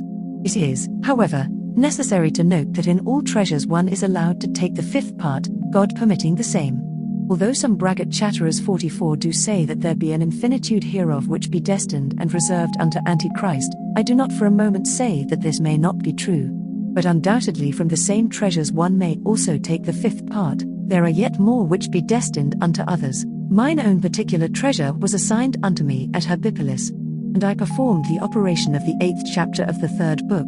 It was not in any way guarded, and was very ancient. It was of gold, which had never been struck into ingots, and which I afterwards caused to be beaten out and converted into its equivalent weight of golden florins, by the spirits, the which was done in a few hours. And I did this operation seeing that mine own possessions were few and of little worth. And so poor was I that in order to marry a person who had a considerable dowry, I was forced to make use of mine art. And I employed the 4th sign of the 3rd book and the 3rd sign of the 19th chapter, and I married my cousin with golden florins as a dowry, the which sum served as a cover to my fortune. All the signs which are in the 18th chapter have been made use of by me so many times that I could not count them. However, they are all given in the book already mentioned. I made great and wonderful experiments with the signs of the 2nd and 8th chapters of the 3rd book. The 1st sign of the 1st chapter of the 3rd book is the most perfect. It is necessary to be prompt and adroit in all these operations, seeing that in the things which belong unto God we can easily commit still greater errors than those into which Solomon fell. All these signs have I worked with great case and pleasure, and with very great utility, unto myself and others. All these operations and others in infinite number have I performed by the signs which be in the 3rd book, and never have I failed in attaining mine end. I have always been obeyed by the spirits. And everything hath succeeded with me because I have myself obeyed the commandments of God. Also I have from point to point followed out that which mine angel hath counselled and prescribed unto me. Following out also exactly that which Abramelin had taught me, the which is the same that I shall write in the 2 following books, and which I shall exemplify and explain more clearly.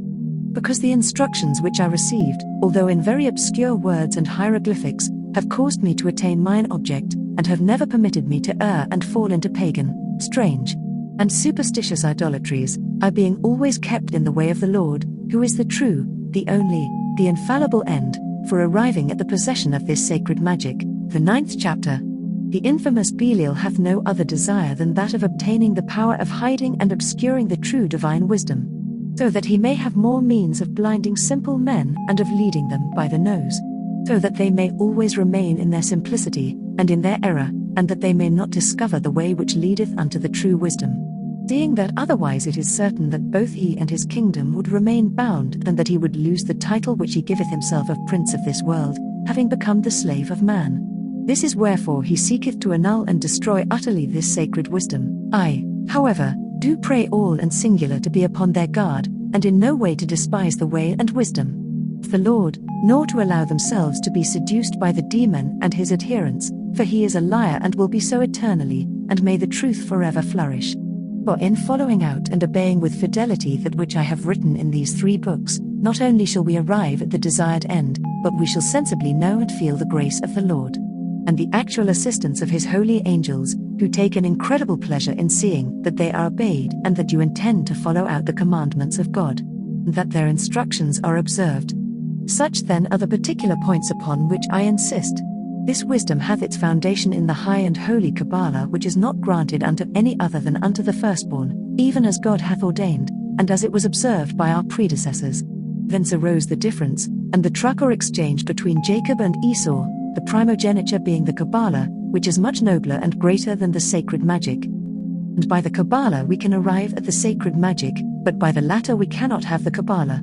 Unto the child of a servant, or of an adulterer, the Kabbalah is not granted, but only unto a legitimate child, as occurred in the case of Isaac and Ishmael. But the sacred wisdom through the mercy of God all can acquire, provided that they walk in the right path, and each one should content himself with the gift and grace of the Lord. And this must not be done out of curiosity, and with extravagant and ridiculous scruples, wishing to know and understand more than is right. Seeing that temerity is certainly punished by God, who then permitteth him who is presumptuous not only to be turned aside out of the true way by the second causes, but also the demon hath power over him, and he ruineth and exterminateth him in such a manner, that we can only say that he himself is the sole cause of his own ruin and misery. It is certain that the old serpent will attempt to contaminate the present book with his venom, and even to destroy and lose it utterly, but O Lamech, The faithful Father, I entreat thee by the true God who hath created thee and all things, and I entreat every other person who by thy means shall receive this method of operating, not to be induced or persuaded to have any other sentiment or opinion, or to believe the contrary. Pray unto God and ask him for his assistance, and place all thy confidence in him alone. And although thou canst not have the understanding of the Kabbalah, nevertheless the holy guardian angels at the end of the 6 moons or months will manifest unto thee that which is sufficient for the possession of this sacred magic. Wherefore all the signs and symbols given in the 3rd book are written with letters of the 4th hierarchy. But the mysterious words wherein consisteth the secret have their origin in and are drawn from the Hebrew, Latin, Greek, Chaldean, Persian, and Arabian languages by a singular mystery and according unto the will of the most wise architect and fabricator of the universe, who alone dominateth and governeth it by his all power. All the monarchies and kingdoms of the world are submitted unto his infinite power, and unto this sacred magic and divine wisdom. The 10th chapter. It being understood that in this operation we have to do with a great and powerful enemy, whom through our own weakness and human strength or science we cannot resist without particular aid and assistance from the holy angels, and from the Lord of the good spirits. It is necessary that each one should always have God before his eyes, and in no way offend him. On the other hand, he must always be upon his guard, and abstain as from a mortal sin from flattering, obeying, regarding, or having respect to the demon, and to his viperine race. Neither must he submit himself unto him in the slightest thing, for that would be his ruin and the fatal loss of his soul. As it happened unto all the seed descended from Noah, Lot, Ishmael, and others who did possess the blessed land, before our forefathers, who inherited this wisdom from father to son, from family to family.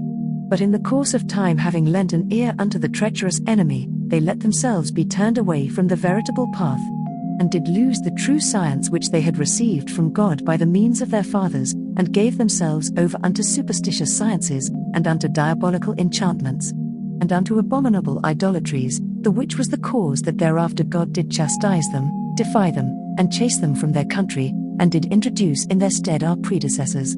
From which same errors again later came the cause of our present misery and servitude, the which will last even unto the end of the world. Since they in no way wished to know the gift which God had given unto them, but instead abandoned it to embrace and follow the deceits of the demon. This is wherefore each one should take care to submit himself unto him neither by acts, nor by words, nor by thoughts, because he is so adroit and prompt that he can seize one unexpectedly, just as a spider may take a bird. Let that miserable Bohemian and the others whom I have before mentioned serve thee for an example to avoid, even as they did unto me. In the commencement of the operation there appeareth a man of majestic appearance, who with great affability doth promise unto thee marvelous things. Consider all this as pure vanity, for without the permission of God he can give nothing. But he will do it unto the damage and prejudice, ruin and eternal damnation of whomsoever putteth faith in him, and believeth in him.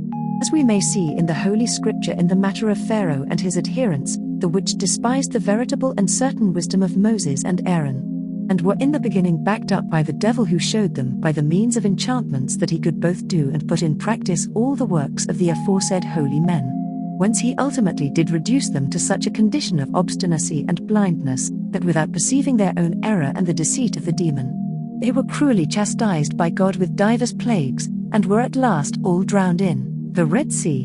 This is wherefore in conclusion I say unto thee in few words, that we must rely upon God alone, and put all our confidence in him. The 11th chapter. God be my witness that I have not learned this science out of.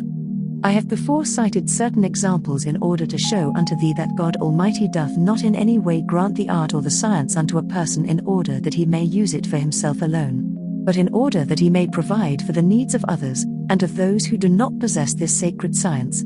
This is why I pray every one to follow mine example, and if he doeth otherwise the malediction of the Lord will fall upon him, and as for myself I shall be excusable and innocent before God, and before all men. In the 3rd book there will be found a very beautiful garden, the like of which assuredly no one hath ever made, and which no king nor emperor hath ever possessed. He who shall wish to be as an industrious bee therein, can there suck the honey which it containeth in abundance. But if he shall maliciously wish to transform himself into a spider, he can also draw poison from thence. God, however, accordeth and giveth his grace, not unto the evil, but unto the good. And if it seemeth unto thee that some chapters of the third book can be rather applied unto evil and unto the hurt of our neighbor, than unto a useful end, each one shall know that I have so placed them, in order that we may understand that this science can be applied alike for evil or for good, as I will show thee more fully in the other books. We must then study to flee the evil and to obtain all the forces of good. He who shall act thus all the days of his life shall have the succor and assistance of the faithful, benign and holy angels.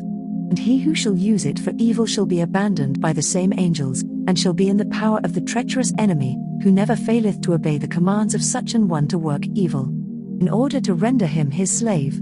It is necessary to have as a general rule and maxim which never faileth, that whenever thou shalt see a man filled with an extraordinary desire to procure this operation for himself, if thou wishest to give it unto him, it is necessary to test his sincerity and his intentions, and delay him, according to the instructions which I give unto thee in these 3 books. And if he seeketh to obtain it by indiscreet methods, and saith unto curiosity, nor in order to avail myself of it for an evil purpose, but rather to use it for the honor and glory of for mine own use, and for that of my neighbor. And I have never wished to employ it for vain and vile things, but I have always labored with all my strength to aid all creatures, friends and enemies, faithful and unfaithful, as well the one as the other, with a perfect will and a good heart, and I have also made use of it for the animals. Thee that this operation may be true or not true, feigning doubts in order to compel thee to give it unto him, or that he maketh use of other stratagems. Thou mayest then conclude that such a man walketh not in the way of the Lord. If any person wisheth it in a way opposed to that which God employeth to grant it, this would be presumptuous. And if any person seeketh to obtain it not for himself, but for either a child or a relative, who is not such as he should be who receiveth so great a treasure, he who shall grant it unto him shall be culpable of a great evil, and shall himself lose the grace and wisdom of the Lord, and shall deprive his heirs of the same eternally. For man of evil life, whom one shall feel by means of this sacred science will persist in his evil way of life, shall come unto thee to seek this sacred science. It is probable that such a man doth not desire to use it for good and in a right intention, but that having received it, he will use it for evil. I have also in such case myself, however, seen and felt that God, who penetrateth the secret of our hearts, hath put by indirect means obstacles in the way of such an one's success, causing difficulties to arise of one kind and another, so that he who at the first wisheth to possess this science in order to use it against his neighbor, and to commit all sorts of abominations, manifesteth himself as an unworthy person unto him who had resolved to give it unto him. Done commerce, and the converse of those who actually in the search for this science will do and say all things which tend to evil, seeing that such men can become the enchanters of the devil. Thou shalt know the rest hereafter in the other books.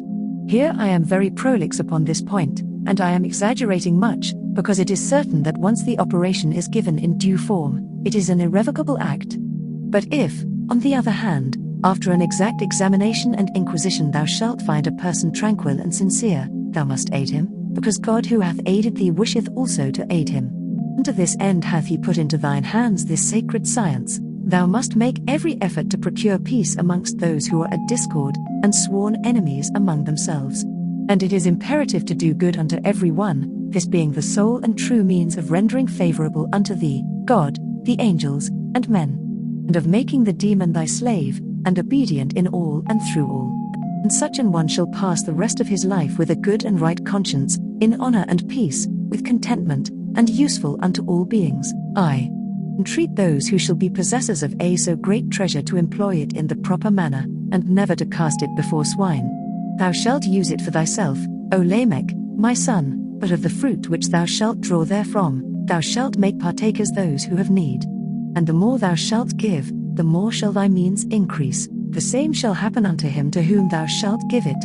In these regions and countries, we are slaves, and justly afflicted for our sins and those of our fathers. However, we ought to serve the Lord in the best manner which shall be possible unto us. And by such an one shall the treasure be kept secret, and shall be given unto his heirs as far as he can, being ware of disinheriting them in order to give it unto others, and of causing it to fall into the hands of the infidels, or of rendering the wicked possessors thereof. The 12th chapter. High intention was in no way to be so prolix in this first book. But what will not paternal love do? And the importance of the matter permitteth it. Let each one who will carry out this glorious enterprise rest in peace and surety, because in these 3 books is comprised all that can be necessary for this operation. For I have written it with much care, attention, and exactitude, so that there is no phrase which doth not give thee some instruction or advice. However, I pray such an one for the love of God, who reigneth and will reign eternally, to commence no operation unless beforehand for the space of 6 months he hath read and re-read this book with care and attention, considering all points in detail. For I am more than sure that he will not encounter any doubtful matter which he will not be able to solve himself, but further day by day will he assume unto himself a great and ardent desire, pleasure, and will, to undertake this so glorious operation, the which can be effected by any person of any religion soever, provided, however, that during the 6 moons he bath not committed any sin against the law and commandments of God. Now it remaineth unto me, O Lamech, my son, to show unto thee the marks of my extreme paternal tenderness, by giving thee 2 principal pieces of advice, by the means of which, and observing all the other particulars which I shall describe, thou, and any person unto whom thou shalt accord this sacred science, mayest indubitably arrive at the perfection of this same wisdom. It is necessary, however, to understand that many have undertaken this operation, and that some have obtained their wish, but that there are others who have not succeeded, and the reason of this bath been because their good angel hath not appeared unto them in the day of the conjuration. Their angel being by its nature amphitryon, because the angelic nature differeth to so great an extent from that of men, that no understanding nor science could express or describe it.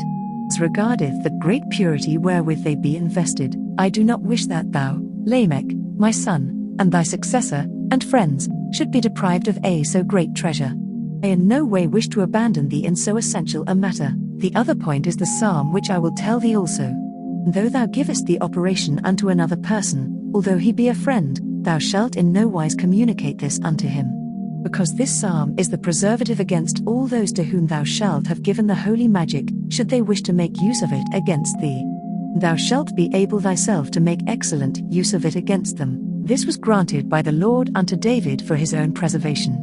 For the first point, the day being come when it is necessary to perform the orations, prayers, and convocations of thy guardian angel, thou shalt have a little child of the age of 6, 7, or 8 years at the most, who shall be clothed in white, the which child thou shalt have washed from head to foot. And thou shalt place upon his forehead a veil of white silk very fine and transparent, which covereth the forehead even unto the eyes. And upon the veil it is necessary to write beforehand in gold with a brush a certain sign made and marked in the manner and order as it will be shown in the 3rd book, the which doth serve to conciliate and to give grace unto the mortal and human creature to behold the face of the angel. He who operateth shall do the same thing, but upon a veil of black silk, and shall put it on in the same manner as the child. After this thou shalt make the child enter into the oratory, and thou shalt cause him to place the fire and the perfume in the censer, then he shall kneel before the altar. And he who performeth the operation shall be at the door and prostrate upon the ground, making his oration, and supplicating his holy angel that he will deign to appear and show himself unto this innocent being, giving unto him another sign if it be necessary in order to see him himself on the 2 following days.